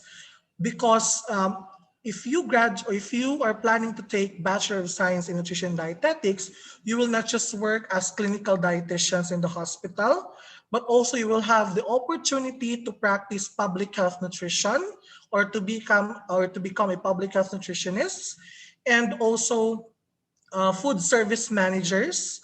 Now, if you wanted to work in the food service establishments to become managers, so we have a lot of colleagues before, no, that are now of managerial positions in some of known food service establishments in the country and even in the Middle East. So we also have accounting. So sa ating mga ABM students dyan, at saka yung mga hihilig or accounting enthusiasts. So don't you worry, you will still encounter such topics if you wanted to pursue your degree in nutrition and dietetics. Biostatistics, of course, because we deal with health research, and biostatistics is very important for us to analyze data from our researches in order for us to form a particular conclusion on what is this phenomena all about. Okay, health economics, we also have developmental psychology, because we deal with human beings. We need to understand why they behave like this, Why is that this person have different behavioral response with the other with the other person once you do counseling? Logic, technical writing, principles and strategies of teaching. These are basic courses. No, these are basic courses that will help our future nutritionists, dietitians to become a better academicians, no, working in the academe, researchers, or even consultants in some food service institutions. And of course, the food service systems 1 and 2 that will focus on how to become a good, efficient, and globally competitive food service managers. So in these courses, you will be studying the different systems of managing food service institutions, and of course how you formulate, no, to conduct feasibility study. I know you already in your senior high school you already encountered what is feasibility study. So we will let you conceptualize your chosen food business that you will also present, and we will let you try um, to materialize or to make this feasibility study into action. Also, of course, we have meal management, wherein you will be planning meals.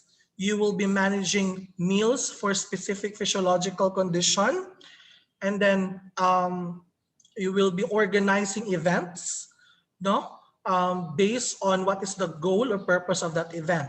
So if you wanted to also enter the field of food entrepreneurship, sa ating mga aspiring food entrepreneurs dyan, sa ating mga viewers, we also offer such opportunity for you in the nutrition and dietetics. Food, we also have the fundamentals of food technology, wherein we teach students to innovate and to develop new food products that are that are in the trend right now, that are not yet out in the market, but will surely give an impact to the public. No, we will let you explore options or probabilities of developing or innovating food items to formulate a certain ingredient or a certain food item itself that are new but of great significance to the wellness of the clients. And of course, the next subjects will focus on the clinical aspect. Of course, we will be having nutritional assessment. We all know that assessment is very important in the healthcare practice because we will base whatever decisions or treatment plan that we will apply for our patients based on the established assessment data. So we will teach students on how to conduct anthropometric, biochemical, clinical, dietary, and even environmental um, aspects of nutrition assessment. So anthropometric, more on body measurements, height, weight, body mass index, mid-arm circumference, skin fold thickness, and other body measurements, indirect or the indirect measurements. Also, we will analyze the biochemical results from our medical technologies partners in the healthcare team. So from the results, we will interpret, no? Bakit mataas yung kanyang low density lipoprotein? Bakit masyadong mababa ang kanyang hemoglobin? Ano ang posibleng ibibigay natin na diet instructions sa kanya? Okay? And also, of course, we have the clinical, wherein we will look into possible clinical signs ng malnutrition. So right, I don't know if you've heard the news a while ago that 1 out of 3 children, this is based on the World Bank report, that here in our country, 1 out of 3 na mga bata ang nakakaranas ng malnutrition. And that is a very alarming situation in our country. Because of some reasons, we have poverty, insufficient policy making initiatives. And the program of nutrition and dietetics is really, for me, as I checked it, we need to have more nutritionists in our country to really help the nutrition status of our future generations. Because of course, as what the World Bank says, that we lost millions every day because of low productivity of our citizens, because of the rising cases of stunting. No, yung mga batang tinatawag nilang mababa yung or hindi umaabot sa ideal na height and weight based sa kanilang edad. Okay? So if you have the passion to help our country in terms of managing nutrition related cases, then this program is really perfect for you. Nutrition care process is a course or a subject in the BS Nutrition Dietetics curriculum that will help you realize or help you formulate a comprehensive plan to treat an individual and group nutrition related cases. Why I say individual and group? Because in the hospital, it should be individualized. But if you choose to work in a community setting, group na ang iyong titingnan. The entire scenario of a certain locality. How will you target it? You know what, viewers, no, our audiences, we all know that sometimes hindi natin, ako guilty din ako nito, hindi natin minamind kung ano yung kinakain natin, 'di ba? We are fond of buying yung mga street foods, tusok-tusok, and I guess guilty tayo diyan lahat, no? Masarap daw ang isaw, kwek-kwek, whatsoever. But at the end of the day, haven't we noticed bakit tumataas ang cases ng ating mga non-communicable diseases? So most of our non-communicable diseases, class, are actually caused of lifestyle and primarily of food consumption. Now, it is our role as nutritionists, dietitians, to formulate a comprehensive plan for that. So we will train our students on how to keep in touch with the individual. What we wanted our graduates to have here in the University of Mindanao is that we want them to be a graduate of Bachelor of Science in Nutrition and Dietetics that has the capability of touching lives of people. Not just, I formulated this, I am very brilliant to this kind of diet, I know it's medical condition, but you don't have this personal touch. No? We want them to put their shoes on the shoes of or to put them feet or their situation on the shoes of others. No? We wanted them to also develop yung tinatawag nating passion for the profession. It is not just about earning money, but it is serving your purpose as a professional. Okay? Nutrition education, a course that will let our students be molded in principles of sharing nutrition facts to the public, teaching mothers on the proper infant and child feeding practices. Okay, the nutrition in the life stages 1 and 2, this focuses on the different nutrition needs and management across lifespan, from pregnancy until old age or yung hanggang sa pagtanda. Nutrition therapy 1 and 2, this focuses on the medical nutrition therapy for medical conditions such as cancer, diabetes, HIV/AIDS, burns, cardiovascular diseases, and other pathophysiological conditions ng ating mga patients. Public health nutrition will enable our students to be immersed in the community. I don't know if na-encounter niyo yung mga nung hindi pa pandemic, nagbabahay-bahay, naghahanap ng bata para matimbang, no? Yun po sila ay yung mga tinitrain ng ating mga nutritionist dietitians, our partners in the community, the barangay nutrition scholars. So if meron po tayong mga viewers dito ngayon na may passion sa pakikipag-usap sa ating community, yung mahilig na makipag-interact sa ating mga kabarangay, yung may interpersonal yung sinasabi pa nilang may skills talaga ng public relations. So I would encourage everyone to also enroll in this program because masaya siya in the sense that makikipag-usap ka sa nanay, tuturuan mo sila paano ang tamang pag-prepare ng pagkain. So tama ba na pagkatapos mong balatan ng gulay at hiwain ito ay huhugasan ito siya? Ano bang difference ng huhugasan mo muna bago mo babalatan o hihiwain doon sa hihiwain mo muna at saka huhugasan? May mga posible bang epekto ito sa katawan ng tao?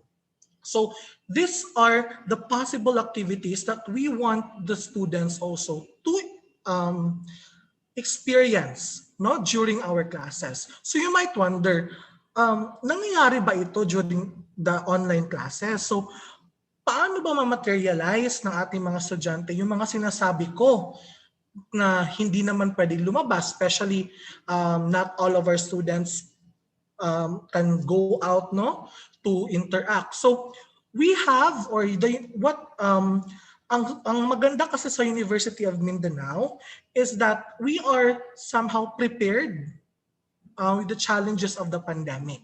Because wala pang pandemic, we already integrated yung tinatawag nating LMS or yung learning management system na kung saan na-explore yung online options or blended learning ng ating mga estudyante.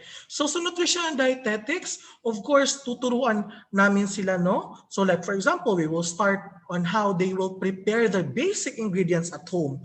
We will utilize, kumbaga pa, may personal touch din yung aming mga lessons kasi okay, we will give their exercises but yung gagamitin ng mga equipments or mga ingredients ay yung available lang sa bahay nila. At some of our students, tuturuan namin sila kung paano i-advocate yung paggawa ng mga homegrown vegetables and spices na kung saan hindi na sila gagasto pa para bumili ng mga lulutuin at kakainin sa kanilang bahay at ihahain sa kanilang kapagkainan, kung natuturuan namin sila on how they produce their own healthy options to prepare meals. So that is what is meant by outcomes-based education and holistic education. Hindi lang yan nangyayari sa nutrition and dietetics, but the rest or all the programs across CHSE. And of course, as a university that is really advocating on research, we also have this food and nutrition research or researches as well as practicum.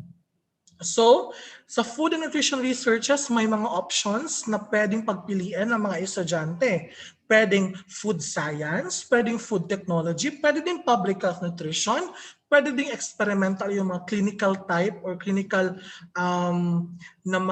nutrition na interest ng ating mga bata. Now, in terms of ating namang practicum, so our practicum, unlike with the other health programs, we are unique in the Bachelor of Science in Nutrition and Dietetics because we are exposing our students in 3 major fields. First, we have the food service systems or food service practicum. Ano yung nasa food service practicum ng BS Nutrition and Dietetics? Of course, we will let them be immersed in commissary units of hotels and restaurants, no, for them to prepare meals, no? Tuturuan sa paano yung tamang garnishing, no? Ang good thing sa atin ngayon is as our first batch, we are actually in partnership with Hospitality Institute of America Philippines, a good training ground for hospitality and culinary management that will really teach our students on how to prepare or how to prepare safe and of course nutritious meals sa ating mga clients. So if you wanted to apply naman sa abroad, that certificate is a good one of the good passport na for you to get the job. Plus, i-apply niyo pa yung tinuro ni Sir Ray kanina na yung presentable na resume and of course good skills in interview.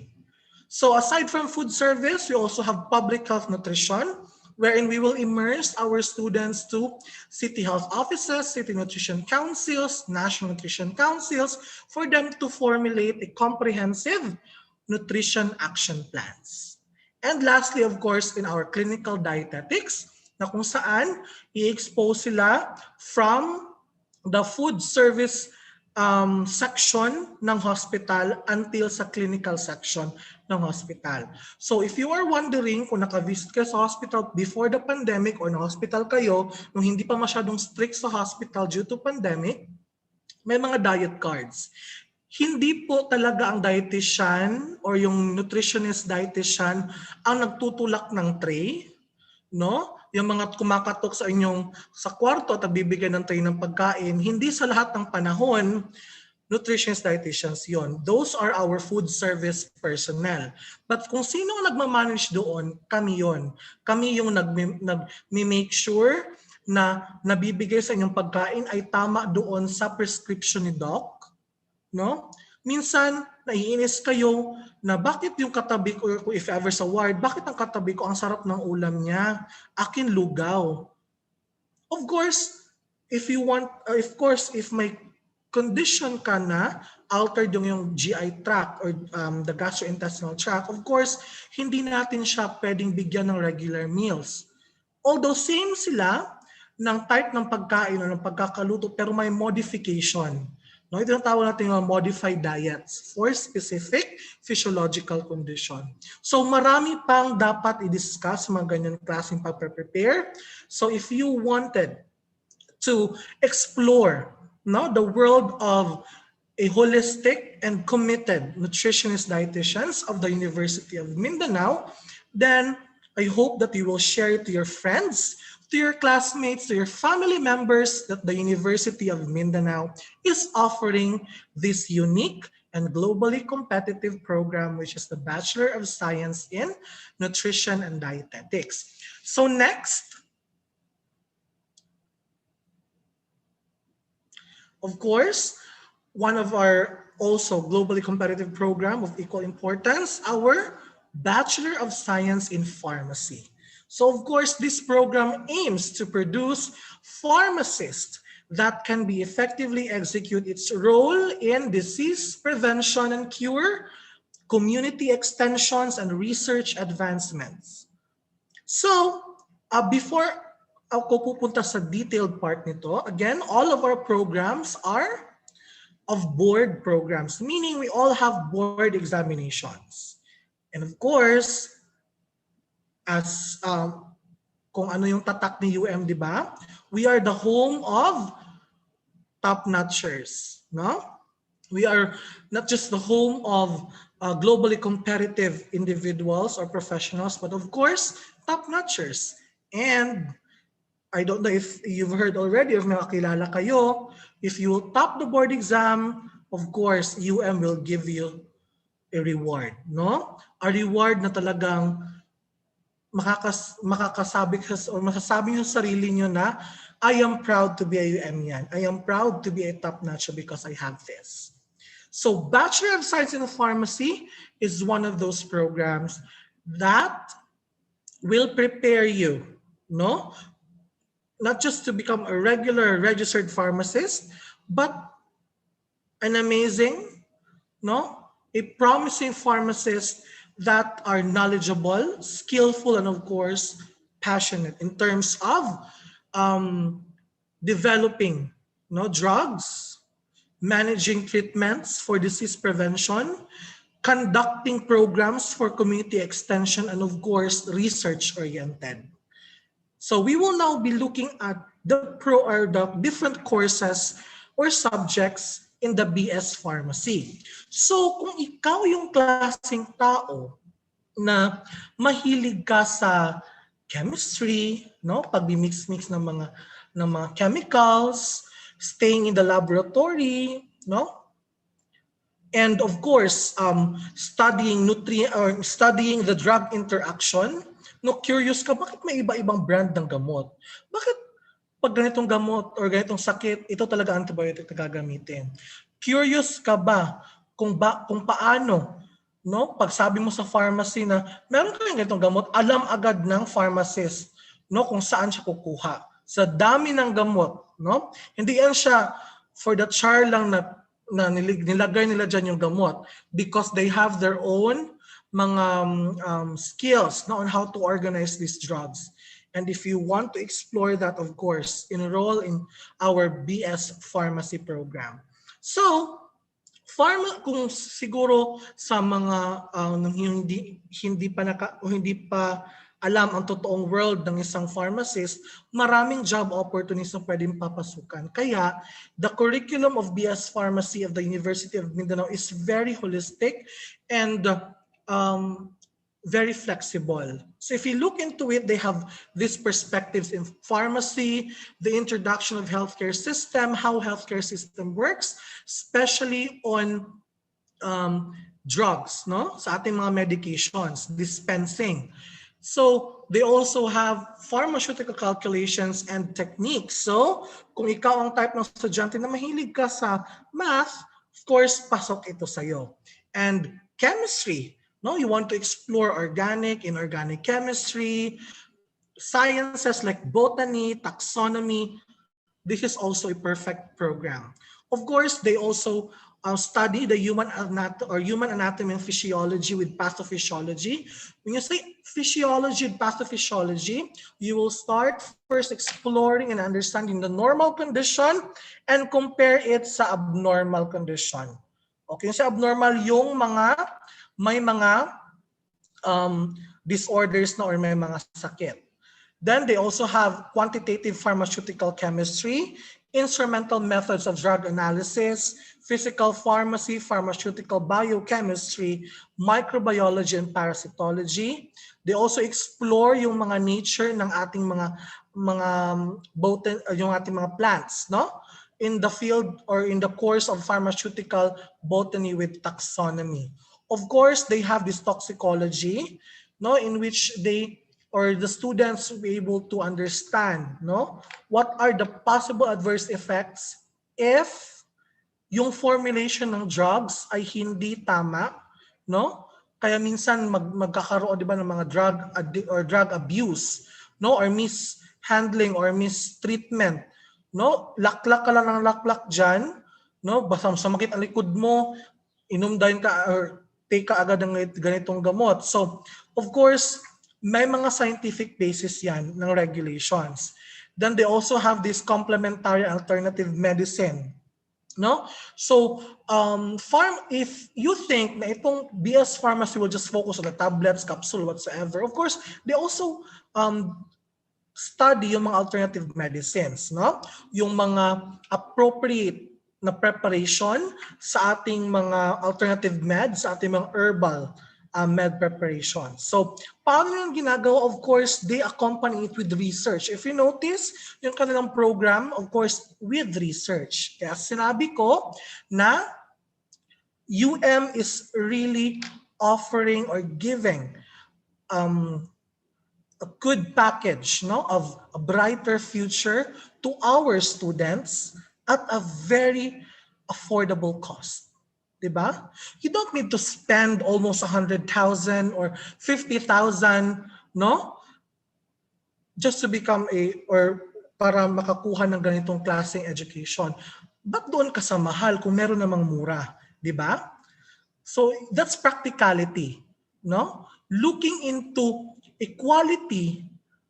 good quality of education without spending so much. And of course, just a tip, UM also provides flexibility in terms of payment options for our students. So this is a very good choice, no? I guess this is not an accident na nakapasok kayo sa webinar na ito, but this is somehow a destiny, no? Na narinig niyo ang magandang balita tungkol sa UM College of Health Sciences Education. So sa pagpapatuloy, so they have this dispensing too. So this is more of looking into possible methods of dispensing drugs. So what are you waiting for? Again, tell your friends, convince your parents, Tell your mga kabarkadas, mga ka-team sa ML, no?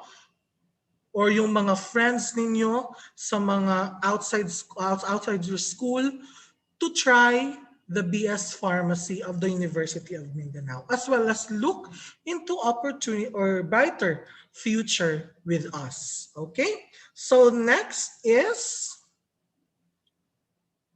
we also engage our students to community extensions, meaning this is before pandemic, okay? Wherein we send our students to different activities outside the four corners of the room because we always believe in here in the University of Mindanao that education will not just happen, no? In the four corners of the academe or the institution. We need to immerse them to the real world. No, this is not just educating them to read the books, to research PDF and whatsoever, but look into the real world, real situation. So if you notice the picture, so these are our medtech or medical technology students, wherein they did some random blood sampling activities in our partner communities here in Davao City. Also, here we have a picture, no? Andyan tayo ang ating mga malulusog, magaganda na mga at makikisig na mga nutrition dietetic students who participated in the regional nutrition month launch and nutrition conference here in Region 11. Also, we had some food management lectures and even feeding programs or partner community and IP community here in Davao City. For our pharmacy students, they also participated in World Pharmacists Day.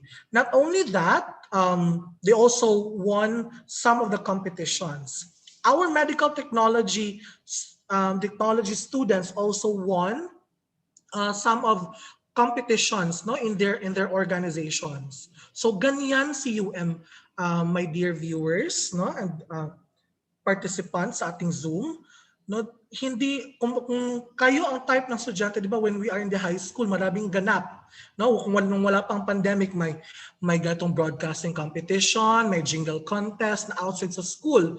And you might think, ay, sa college wala na ito. Well, sa iba wala, but here in UM, especially in the College of Health Sciences Education, we will give you freedom to also show to the community your talents and your skills.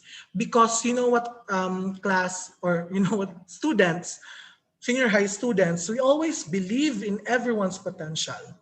Unlike with the other schools that they have the entrance exam, no, we do not we don't have entrance exam. We have open education, open admission here in the University of Mindanao because we wanted to look into the potentials of each and everyone.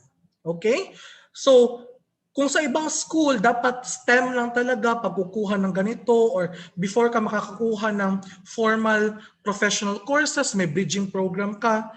Sa UM, wala. Kasi tinitingnan namin ang lahat ng pantay or binibigyan namin ang lahat ng estudyante ng pantay na pagkakataon na mag-shine sa kanilang chosen profession, which is to become a healthcare professional. So next, partner. Okay, so now it's time for my partner, Sir Ruel, to give you some insights on how research works here in the University of Mindanao College of Health Sciences Education. Go ahead, partner.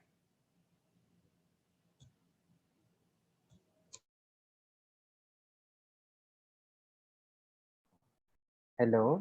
Okay. Thank you so much, Sir Sherwin. Di ba? Masyadong maraming um, information na naibigay si Sir Sherwin sa atin. Also, in the University of Mindanao, we value the concept of research in all our courses, be it in BS Nursing, Medical Technology, Nutrition and Dietetics, and even in Pharmacy. We really integrate research in all our courses, especially among third-year students or even in second-year students. We make it to a point that in our teaching modalities, we really integrate the concept and the significance of research in the field of healthcare services. As a matter of fact, we have a lot of webinars, trainings pertaining to how in our part as faculty members, as educators, we really take opportunities to um,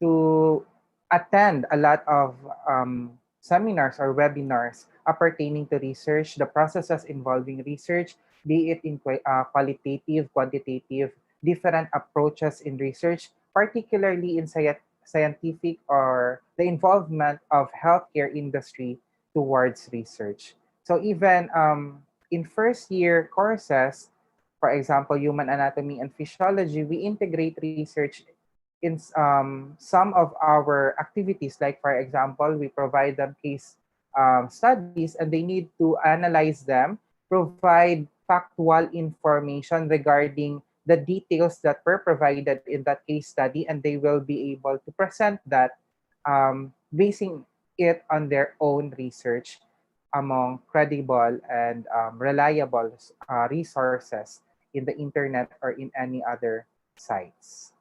And next, for the career opportunities for nurses, as what I have mentioned earlier, when I talked about or I discussed about the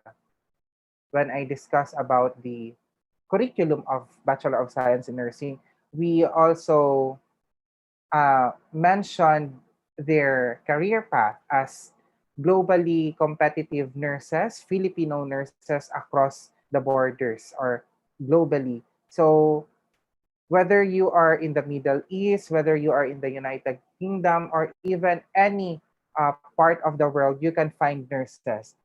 And I believe that you can find Filipino nurses because they are tagged as the great, one of the best nurses in the world because of their character, their knowledge, and their skills as nurses. So aside from practicing their passion in the hospital as nurses, other areas of nursing profession also allows them to grow in the community as well, where they practice community nursing, where they will have the chance to be immersed with the community, assess the needs, the healthcare needs of the community, and to assess whether there are lacking in the protocols or the healthcare services in that particular community. Aside from that, in the academy, we have a lot of nursing educators, specifically in the University of Mindanao. We have a lot of proficient and efficient nursing educators in the University of Mindanao. They are also seen in entrepreneurial nursing service. In any other areas of medical profession, they are also, some of them also are trained as phlebotomists and other areas of the healthcare industry. So Filipino nurses can be found across the world because they are considered as one of the best nurses worldwide. Career opportunities for medical technologists, medical laboratory scientists.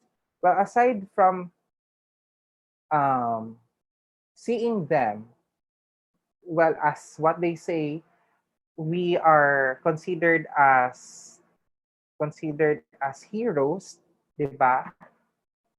Behind the scene. We work behind the scene. We are not those that are really seen in the front line because we are working silently. We are helping silently in our laboratories. Okay? So aside from working in the laboratories where you will have the chance to be manipulating different machines, equipment, where you are also responsible in practicing a lot of healthcare protocols inside the laboratory. Medical laboratory scientists are also found in the community, are also found in research laboratories. There are a lot of researchers. There are a lot of medical technologies that are researchers. Um, there are a lot of medical technologies working in the blood donation facilities, in the Red Cross, or even in the academe as well. So we have a lot of opportunities for registered medical technologists for them to pursue. Aside from that, it was considered by some articles that medical technologies was also identified as the best preparatory course for medicine. But the medical technology profession itself is so much more to be loved. It is more. It has more to offer than being termed as the best preparatory course for medicine, because medical technology alone is really is involving a lot of areas where the professional will be able to express or to manifest its knowledge, skills, and compassion. And Sir Sherwin, my partner, will be also discussing the career opportunities for nutrition and dietetics as well as for the pharmacist. Hello, I'm back. So, again, for the career opportunities of a nutritionist dietitian or a registered nutritionist dietitian, so here in the Philippines, so we have a lot of options to work or to practice if you wanted to pursue the profession of a nutritionist dietitian or in the field of nutrition and dietetics. As what I've said a while ago, we have food service management. So if you want to become managers in food service institutions, then this is a good choice for you. We can also practice in the public health nutritionists as city nutrition officers, action officers, city nutrition or municipal nutrition action officers, or even nutrition researchers. We are also into research and development of of various um, food establishments, no, sa ating mga food developers. Some of us were actually became consultants of research and development for food and nutrition. But if you are into fitness naman, no, gusto mo yung mga or into gym, yung gusto kong mag gusto mo tumambay or talagang bet mo yung magtrabaho bilang gym instructors or fitness instructors or wellness coach, then we also have here we also offer that opportunity because we have trainings for sports nutritionists, no, that specializes management of diet for athletes and also for fitness use. And if you wanted to work in the hospital, we have clinical dietetics as a good option for you. And lastly, if you want to work in the academe, of course, you are very much welcome. No, we have a lot of, or here in Mindanao, we have around 6 schools offering nutrition and dietetics. If you wanted to pursue in the academe. So of course, just get the license, pursue advanced studies in master's degree in nutrition or food or other related courses, then that will really help you achieve to become a or an efficient members of the academe. Okay. So also we have opportunities as implementers of policies related to food and nutrition, especially right now that the government is really accelerating its effort, no, towards zero hunger program, no, wherein we really look into details, no, from the assessment of field researchers to look into programs, formulating programs, and look into nutrition managers to combat malnutrition. Okay, next, for the career opportunities for our pharmacists.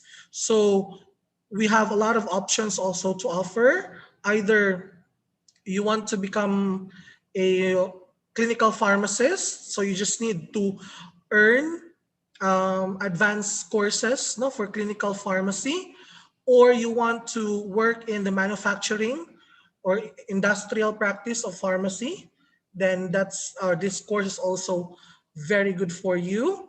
We also have option here for our entrepreneurs, for if you wanted to build your own pharmacy, then this will be the best decision you will ever make. No, if you wanted to build your own pharmacy, then of course you need to become a pharmacist. No, build your own business. So ganun siya. Or research or become researchers. Who knows, di ba? Galing sa batch ninyo yung first ever makadiscover ng Philippine-made na vaccines, di ba? So, in the field of pharmacy, pwede ninyong magamit yung mga natutunan nyo sa pharmacy. And of course, if you want to proceed medicine, so all our programs from the nursing, BS Medical Technology, we have BS Nutrition and Dietetics, and BS Pharmacy. All of these programs are good pre-med programs, okay? As partners or members of healthcare professionals, we or our baccalaureate degrees in these four programs were considered as good pre-med programs. And also I wanted to highlight sa nutrition and dietetics, you can also be a entrepreneur, like you can build your own wellness restaurants, wellness clinic, and even formulate your own product or food products that you can sell it to the market. And it's a plus na rin, no, if the public will know that this food item was created and formulated through the guidance of a nutritionist dietitian. So iba talaga yung impact, no, na dala ng isang item na kung saan pinopromote ito ng isang healthcare professional. Okay? So next. So thank you so much for giving us the time, no, your time your precious time in this for us to share the noble profession of a healthcare professional. But before we end, we would like to present a short video clip, no, just for you to have a picture, no, ng student life ng aming mga estudyante sa University of Mindanao College of Health Sciences Education. So just sit back, relax, and enjoy our short clip for you, our dear senior high school attendees. Sir?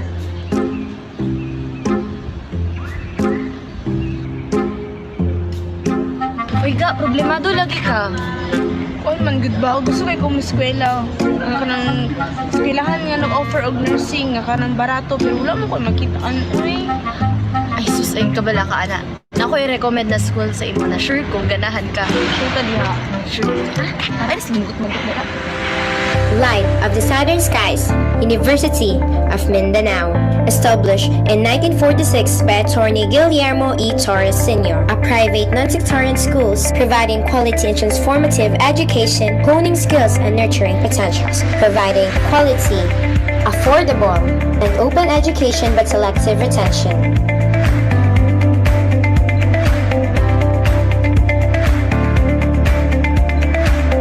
College of Health Sciences Education.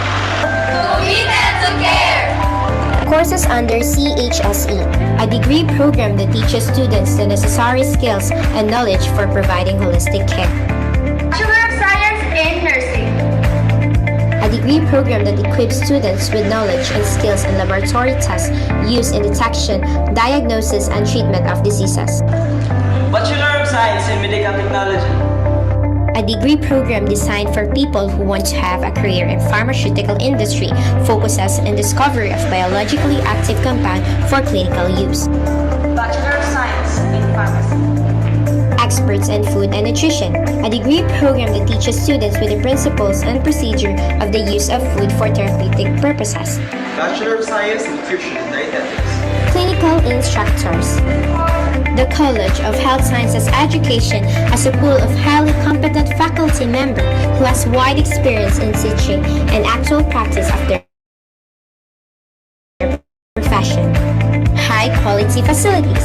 The College of Health Sciences Education firmly provide dynamic and higher institute of learning through high standard of instructions, clinically productive laboratory works, and demonstration. The fundamental laboratory is where the students do hands-on experience of hospital practices. Microbiology Parasitology Laboratory. This laboratory is where students under health sciences programs conduct hands-on application of their lessons through experimentation, observation of sample, dissection, and the like.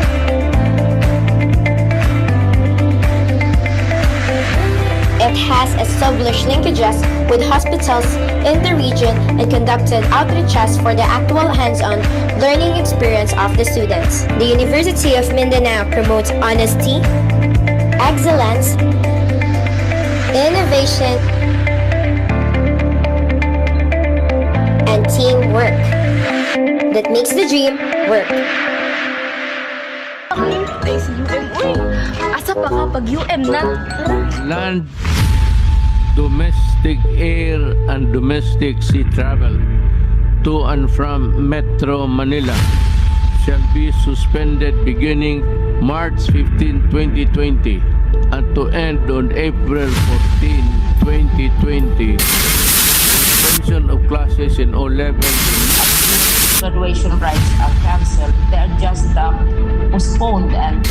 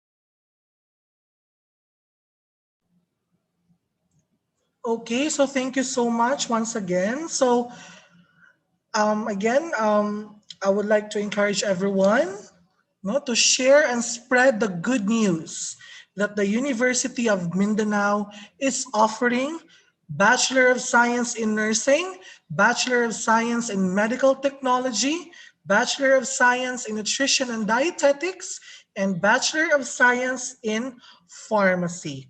So I've seen here a lot of students. I guess most of you came from Mindanao State University, General Santos City.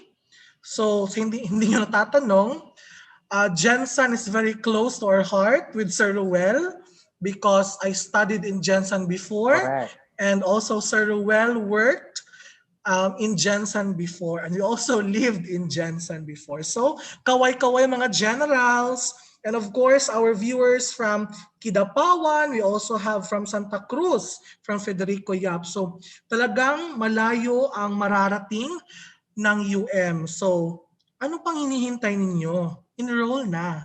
So thank you so much. So we are now ready for the question and answer, I guess, Sir Ruel.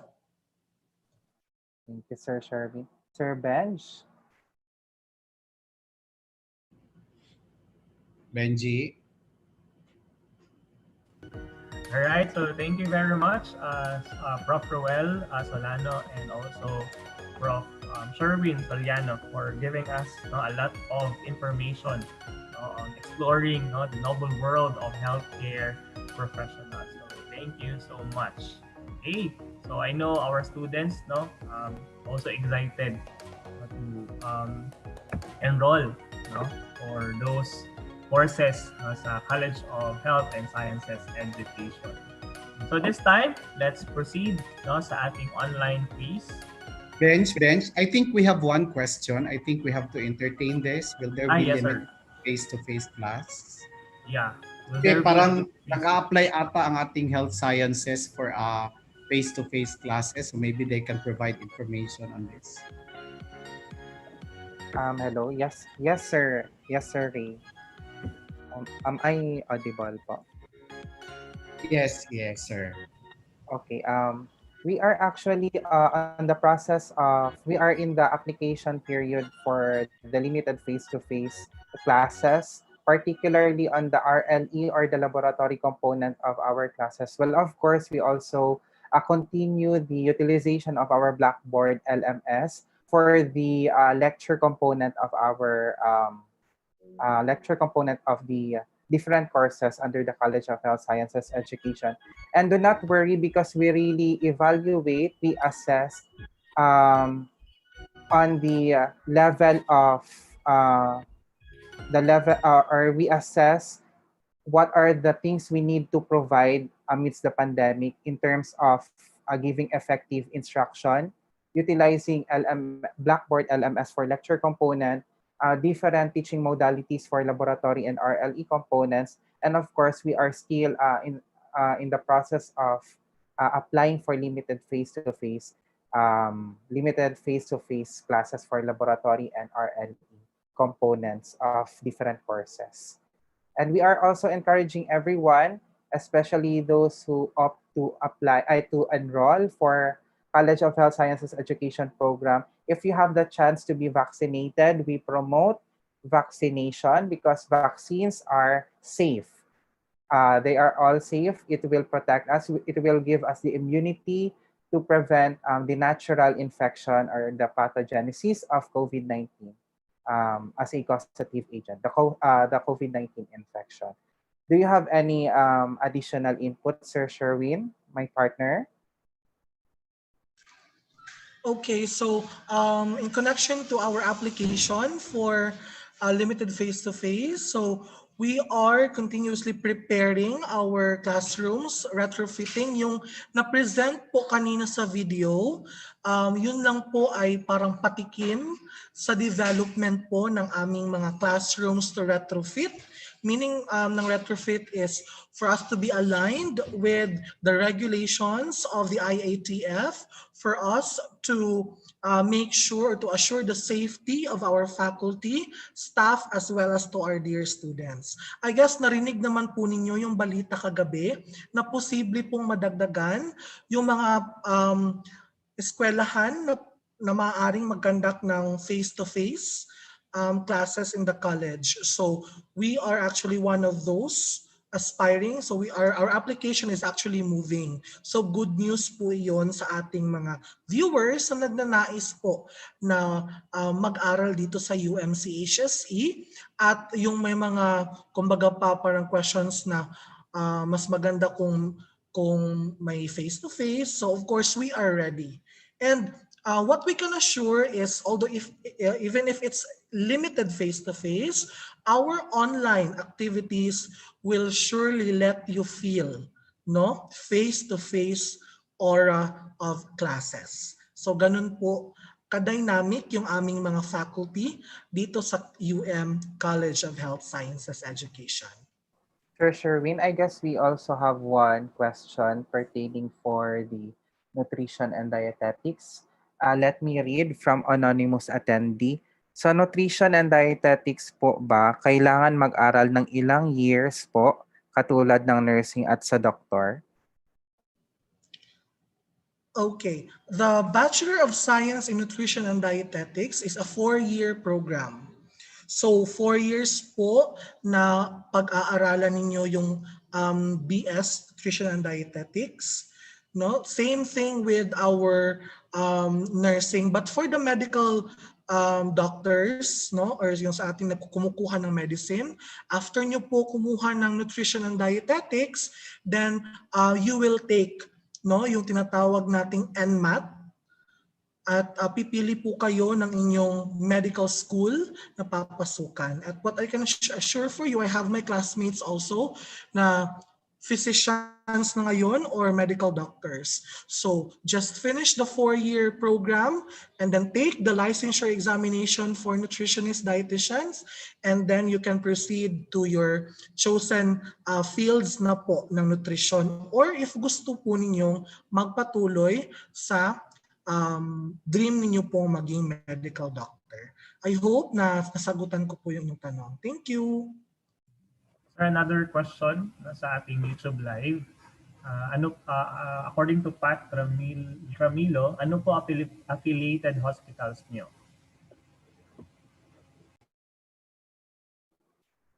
Sir Well?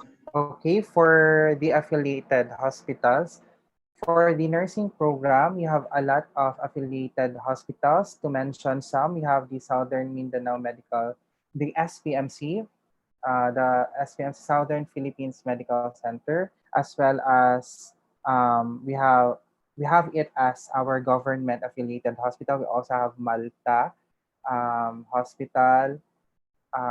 There are a lot of hospitals. I am not sure of the other hospitals, but one thing is for sure, we have the SPMC as our main government hospital or affiliated hospital for the Bachelor of Science in Nursing. However, in the 3 programs, we are still in the process of collaborating with these potential industry partners. Of course, we are also planning to have it in the SPMC. However, the pandemic has limited us, but we did not allow this situation to hinder us from this endeavor. We submitted our letter of intent to affiliate with hospitals like Adventist hospitals for the Bachelor of Science in Medical Technology. We also opt to send a letter of intent for affiliation to SPMC, so that after this pandemic and after these challenges brought by this pandemic, we will be able to continue our endeavor in collaborating with these potential industry partners. We do not limit our potential industry partners. We just try to follow and to abide the protocol set by the IATF as of the moment. But regardless of the affiliations we have right now, we continuously strive for excellence in the College of Health Sciences Education. I hope I have provided the question, sir. I wish I have satisfied his question. Right, thank you, sir. Another question from Cheryl Ann sa YouTube live natin. How much is the tuition fee for BS in nursing? With regards to the specific amount, I guess, Sir Bench, we can have them the contact details for the student accounting office. Am I right, sir? No? Yes, po. Yes, po. So I guess we will be providing details for the student accounting office for the specifications of the tuition fee or other fees related for you to be able to be admitted in the programs under the College of Health Sciences Education. But one thing is for sure, and I would like to flex, that the University of Mindanao really embraces its values, or one of quality policies we embrace is quality, affordable, and open education. So aside from giving you free entry by having no entrance exam, to compare the tuition fees and the fees with other healthcare-related schools or health-related offering schools here in the region, the University of Mindanao is really promising in terms of providing affordable quality education. All right, thank you so much again, Sir Sherwin and Sir Ruel, for your time and also for giving a lot of input with regards to the courses or programs given by the College of Health and Sciences Education. All right, so this time, let's proceed with our online quiz. Okay, so ready, students, participants sa ating webinar dito sa Zoom and also sa YouTube. So go to menti.com and then use the code 26698426. Don't forget to write your name and also your school. Okay, so we're waiting for our players. So while we are waiting sa mga players natin, we would like to recognize the schools na nag-participate ngayon sa ating webinar. Davao City National High School, Nabunturan National Comprehensive High School, Mindanao State University Senior High School, UM Digos College Senior High School, Federico Yap National High School, Tarragona National High School, LPU Davao, Kidapawan Doctors College, Holy Cross of Mintal, Maharlika National High School, Unidad National High School, Coronadal National Comprehensive High School, and Suluk National High School. So thank you very much for joining, and please also join with our quiz. So pili tayo ng top 5 para mabigyan ng prizes.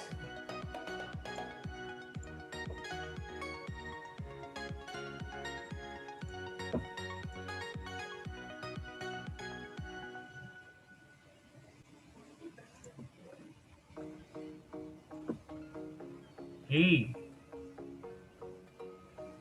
At least 4 pa.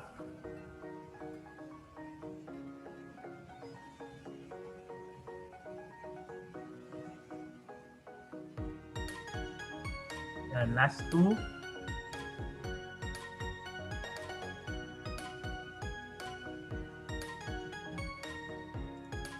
Please join. We have 15 participants dito sa Zoom natin. You join, you go to menti.com. Alright, let's proceed. So here's the first question. Answer fast to get more points. Which of the following health professionals are considered as the backbone of the entire healthcare services? So you choose your answer among the 4 choices. 8 seconds to answer. 2, 1, and time is up. Let's see if that's correct. Yes, you're correct. Nurses. So let's see kung sino yung mga sa leaderboard. For our first question, we have Randy, Razel from MSU, Haji Ahmad, MSU, Ann from Federico, and Nat from MSU. Okay, let's proceed to the next question. Answer fast to get more points. Which of the following health professionals are the ones who prepare and dispense medications? Choose your answer. You have 15 seconds to answer. 10 seconds. 5, 4, 3, 2, 1, and time's up. Let's see if your answer is correct. Yes, pharmacist. Okay. Let's see kung sino yung nasa leaderboard natin. Top 5.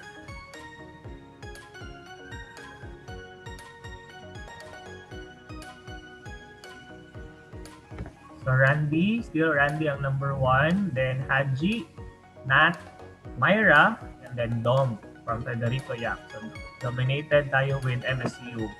Alright, let's proceed. Number 3 question. Answer fast to get more points. Which of the following health professionals are the ones who identify patients' dietary requirements and restrictions? So tap your answer. You still have 10 seconds to choose your answer. Everyone has voted? Yes, you got it. Okay, parang nakinig kay Sir Sherwin. Alright.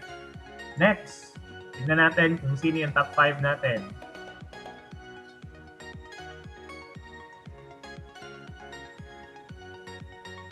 Still same place and same participant. Okay, question number 4. Answer fast to get more points. Which of the following health professionals are known as the unsung heroes that analyze blood and other body fluids? Yan.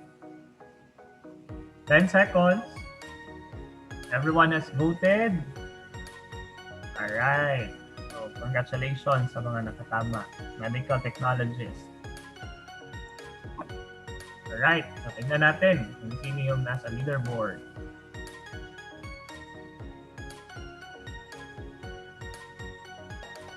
Okay, nangunguna pa din. Oh, meron ng changes. Myra from MSU, ang top 1 natin. Top 2 natin si Randy from Nabuntoran National Comprehensive High School.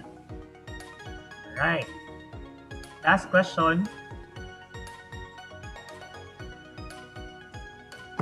Answer fast to get more points. So the University of Mindanao College of Health and Sciences Education, which is formerly known as the College of Nursing, was established in the year 2000, 2001, 2003, 2008. 7 seconds to answer. Everyone has voted. So 2008 ang dominant, but it's 2003. Okay, parang may changes ngayon kasi tatlo lang yung nakatama sa question na to. Let's see who's our top 1, 2, 3, and 4, and 5 for this round.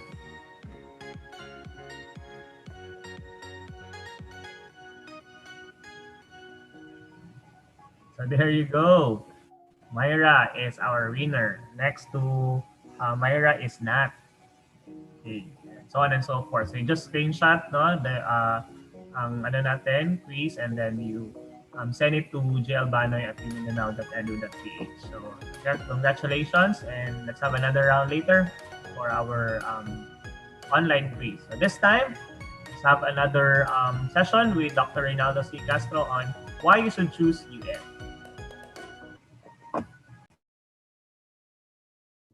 Thank you very much, Benji. Thank you to our professors from the College of Health Sciences Education. And congratulations to our winners. I'd like to share my screen. We have one question here, and asking when is the enrollment for the first semester. Enrollment will start by July 2021. So keep yourself posted for some announcements and we will inform you. UM is the first in leadership education, although our professors from the health sciences have mentioned so many things about the university and about the program. But I'd like to emphasize some few things, like we are the leading private institution in the region. Our population, total population for all courses is more than 25,000 in a regular semester. We have a 28-hectare campus in Matina, and we are granted autonomous status by the Commission on Higher Education. In the Philippines, if you are granted autonomous by the Commission on Higher Education, which means that you have achieved the highest classification of a higher education. So, hindi lahat ng eskwelahan sa buong Pilipinas ang binigyan ng autonomous ng Commission on Higher Education. And in fact, out of 2,000, more than 2,000 na colleges and universities, there are only 70 plus na nabigyan ng autonomous ng Commission on Higher Education. In Region 11, 4 lang din ang nabigyan ng autonomous, 3 sa Davao City at isa outside Davao City. That's UM Digos College. So, ibig sabihin nun, magaling talaga ang mga eskwelahan na nabigyan ng autonomous status. We're also ISO certified, and our health sciences program, lalo na yung ating nursing, merong accreditation from PACOCOA. Okay? We have a flexible schedule through our term system. Aside from walang uniform ang UM, meron tayong flexible schedule. Yung isang semester, that's good for 5 months. In other universities, you are going to enroll all the courses and attend classes for all the subjects that you have. In UM, sa isang semester, that is divided into 2 terms. Sa isang taon, may 2 semester, at sa isang semester, merong 2 terms. At sa isang term, So kung ilan ang subjects na enroll ninyo, like for example, sa isang semester meron kayong 8 subjects, sa isang term you will only concentrate 4 subjects. So madali lang, no? Unlike sa ibang school, sa ibang university or college, you will attend classes for the 8 subjects. So medyo mahirap, nakaka-experience na kayo ng ganyan sa inyong senior high school. But in UM, it's a breeze through, no? And you can select also a session, like if you wish to enroll in the morning, then you are free in the afternoon and in the evening, no? But actually ang health sciences, parang I noticed they are very busy, no? Ang dami nilang mga laboratory exposures, ang dami nilang exposure sa kanilang field, sa kanilang profession. So compared to other courses, maybe not only in the morning session, or not only you can concentrate on one session, but maybe you can also extend to another session. We are the most affordable private university in the region. It was mentioned by one of our professors kanina, no, one of our speakers, about affordability. Why pay 40,000 in a semester tuition after all UM is just offering you less than 40,000, no, less than even 30,000, less than 30,000 in a semester, and it's a private university with the state of the art facilities and highly qualified faculty. All right, the fact that we are autonomous by CHED and we are accredited by PACOCOA, ibig sabihin that we adhere to the standards and quality. And you are paying an affordable tuition fee only, no? So why go? Tama yung sabi ni Sir kanina, agree ako doon. Why go to other university or to other college where in fact UM offers affordable tuition at a same, no, or even more quality education? We have more than 100 undergraduate and graduate programs, but I understand that those who are attending our session today, you are interested in our health sciences education. So there was a mention of medical technology. Kung ako gusto ko yung nutrition and dietetics, no? Parang interesting sa akin yun na kurso, no? Meron tayong pharmacy, meron tayong nursing, okay? So those are the health sciences programs we have in the university. May question din kanina about face-to-face. The nice thing about UM is that if balik na tayo sa face-to-face, we will still continue to use, no, itong ating LMS, all right? So it's going to be a blended learning, and UM actually is using a Blackboard for our college education. Sandali lang ha, kasi nagtawag na yung aking food panda. Benji, pakisagot.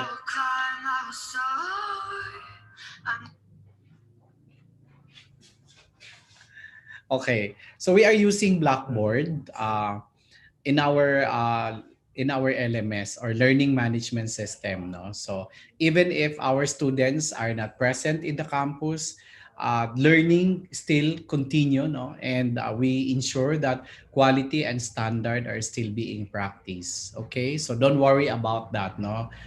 Kung face-to-face naman, we can assure you that we will ensure at most prevention, no, in the university. Unsa daw? 500 akong kwarta. And we are an open education university. Naririnig ng mga estudyante. We are an open education university. It means that regardless of your socioeconomic background, you are welcome here. And in fact, we have no uniform, no, because it's a manifestation of our openness. All right. We don't have entrance exam. Okay. You just prepare your requirements for enrollment, and you know it's very easy. If you're going to ask students, no, who are here in the university, they will respond to you. One thing that they like about is that it's easy for them to enroll, right? Madali lang sila mag-enroll, no? Kasi wala ng entrance exam. And in fact, this practice of no entrance exam is also being followed by other schools, no, in the region, all right? Because we believe in the open education principle that everybody must be given an opportunity to pursue in higher education. We don't judge your potential to pursue higher education based on the result of your entrance exam. Okay? All right. Nakakay 500 wala. Sandali lang. Wait muna tayo.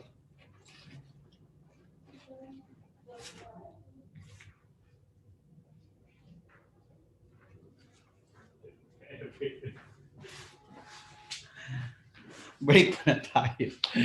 That's a commercial break, senior high school students. Okay, our professor also mentioned about top-notchers. And in fact, we have produced more than 120 top-notchers since 2014. I think 150 plus. No, hindi namin na-update itong slides. And what is nice about UM, you have seen here our president wearing eyeglasses. That's our university president, Benji. Samok man yung food panda. And that's our president.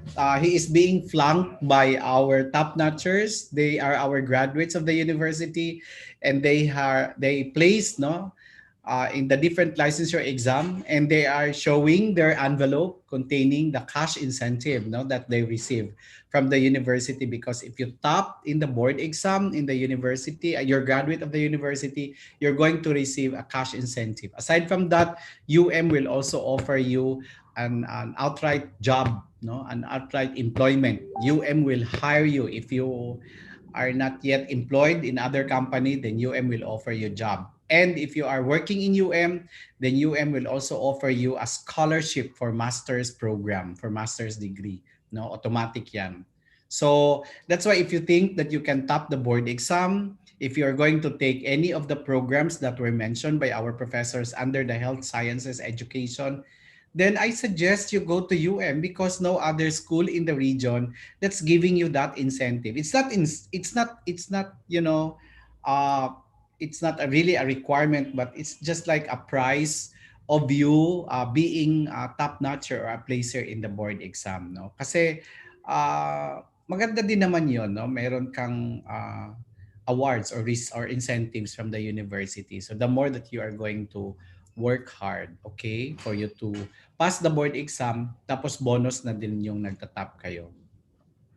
So it says here that you can be assured that choosing UM will be the best decision you will ever make, because we can assure you that UM is doing everything to maintain its quality and standard. And that's why I suggest that, consider UM, include UM in your bucket list. So for our students right now who are collecting information about different schools, then one thing that you can include there in the list is UM, and then how much is the tuition fee, and then you call other schools, how much is the tuition fee, how much is the total expenses for the entire semester, what are their procedure, what are their system, meron ba sila nung pareho sa amin na isang semester, divided ang subjects into two para makakoncentrate ka at a time. So konting subjects lang ang pwede mo i-concentrate, for example, in the first 2.5 months. So that's the advantage of enrolling in UM. And remember that it's a university. Iba pag nasa university kayo. All right? So with that, our advance congratulations to your senior high school students. We hope to see you here in the University of Mindanao. Thank you very much and keep safe always. Benji, nakuha mo na yung food panda. Pwede ka na mag-take over.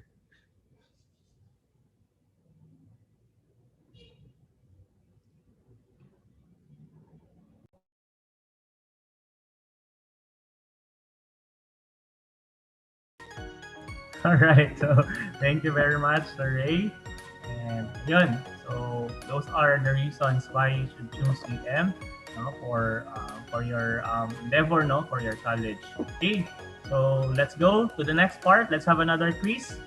Sa ating, let's go to menti.com. So, quiz naman sa mga lecture ni Sir Ray with regards to UM. Okay, go to menti.com and then write your name and also your school, and then use the code 8016658. Yan, so we're waiting for players and would like to recognize Teofilo B. Fernandez National High School. Kaindangan pa na school dito sa Davao.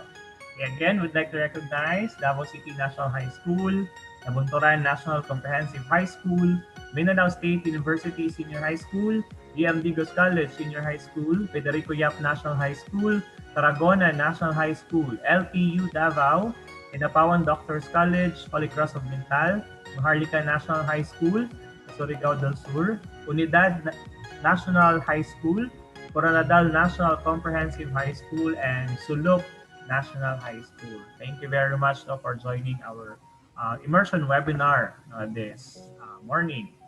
So we still need players. Please do join. So currently, meron tayong 40 participants watching via YouTube natin. And then dito, we have 15 na participants sa ating Zoom webinar. Dali, join.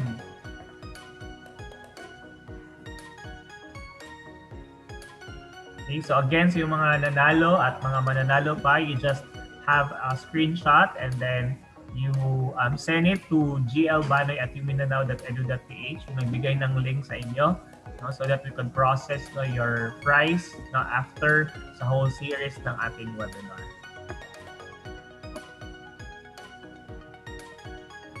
Okay, please do join para meron tayong mga players. So anyways, let's proceed. Okay, answer fast to get more points. UM offers quality, affordable, and open blank education. All right, what's your answer?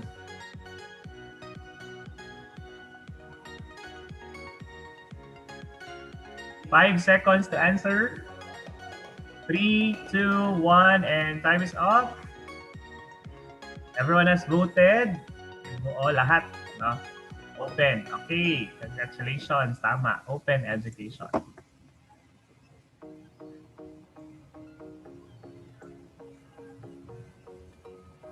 Okay. Sino yung nangunguna? It's Randy, Mayan, Missy, Nat, and then Haji. Okay. Next question. 2 of 5. Answer fast to get more points. Here's the question. How much is the total assessment of UM per semester? So you just choose from the 3 choices.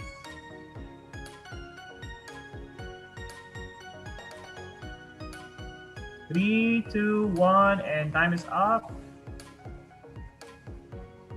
Okay, the correct answer is 15 to 20,000. Okay, per semester. Okay, let's proceed. Sino yung nasa leaderboard natin? Will it still be Randy sa first place? Randy, Mayan, Missy, Nat, and Angie. Okay, number 3. 3 of 5. Answer fast to get more points. UM has how many terms in one semester? Look at your phone and then click your answer. Is it 3, 2, or 1? 10 seconds. 5, 4, 3, 2, 1, and time's up. Correct answer is 2. Okay. 10 yung naka-answer ng tama sa question na to. Okay. Tingnan natin sa leaderboard.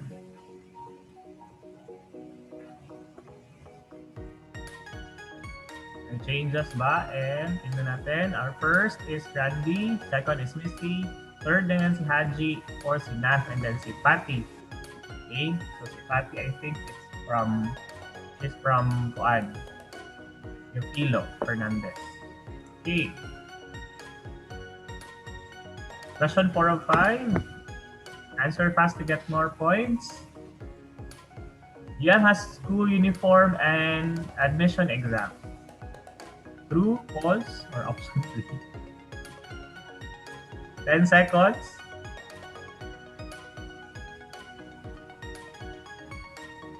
3, 2, 1, and time's up. Everyone has voted. Okay, the answer is false. Tapos yun na naliba sa option 3. Okay, so false. Walang school uniform sa UM and wala din admission exam. Okay, tingnan natin sa leaderboard.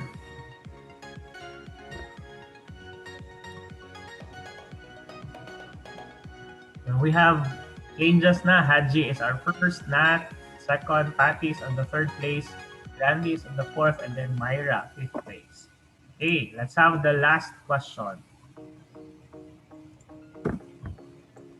Answer fast to get more points. Here's the last question. I am planning to enroll in UM.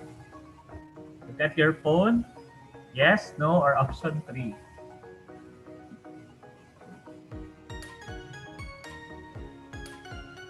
Five seconds. 3, 2, 1. Time's up. Wow. Thank you so much no sa 10 na gusto mag-enroll or mag-plan.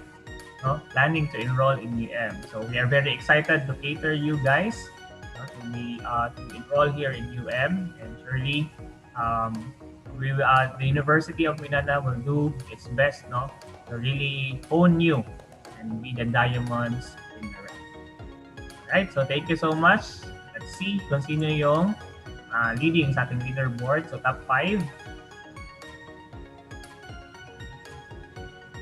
Would it still be Hanjik sa first place? Ayun, it's Patty Ramilo from Teofilo Fernandez National High School. So congratulations. Then top 2 is from MSU, and then Nabunturan National Comprehensive, si Randy yung third place. Then others is from MSU. Alright, so thank you so much and congratulations. Ayun. So again, we assure you, once you enroll or you choose UM, choosing UM will be the best decision you will ever make. Alright, so for more information and details and other things that you want to know about UM, just follow our social media accounts. Facebook, University of Mindanao official page. Sa YouTube naman, we have a lot of webinars pwede nyo i-review, and then you can also send it to your friends and classmates. Meron tayong mga webinars sa YouTube channel natin.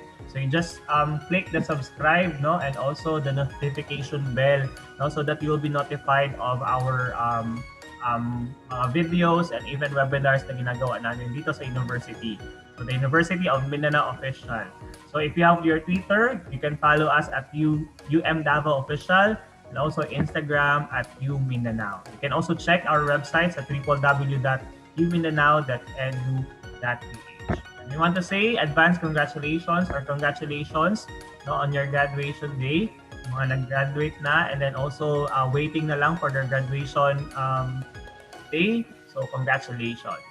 And again, you follow us for more information about the university. So thank you very much. Have a good day. God bless and keep safe. Bye-bye, everyone.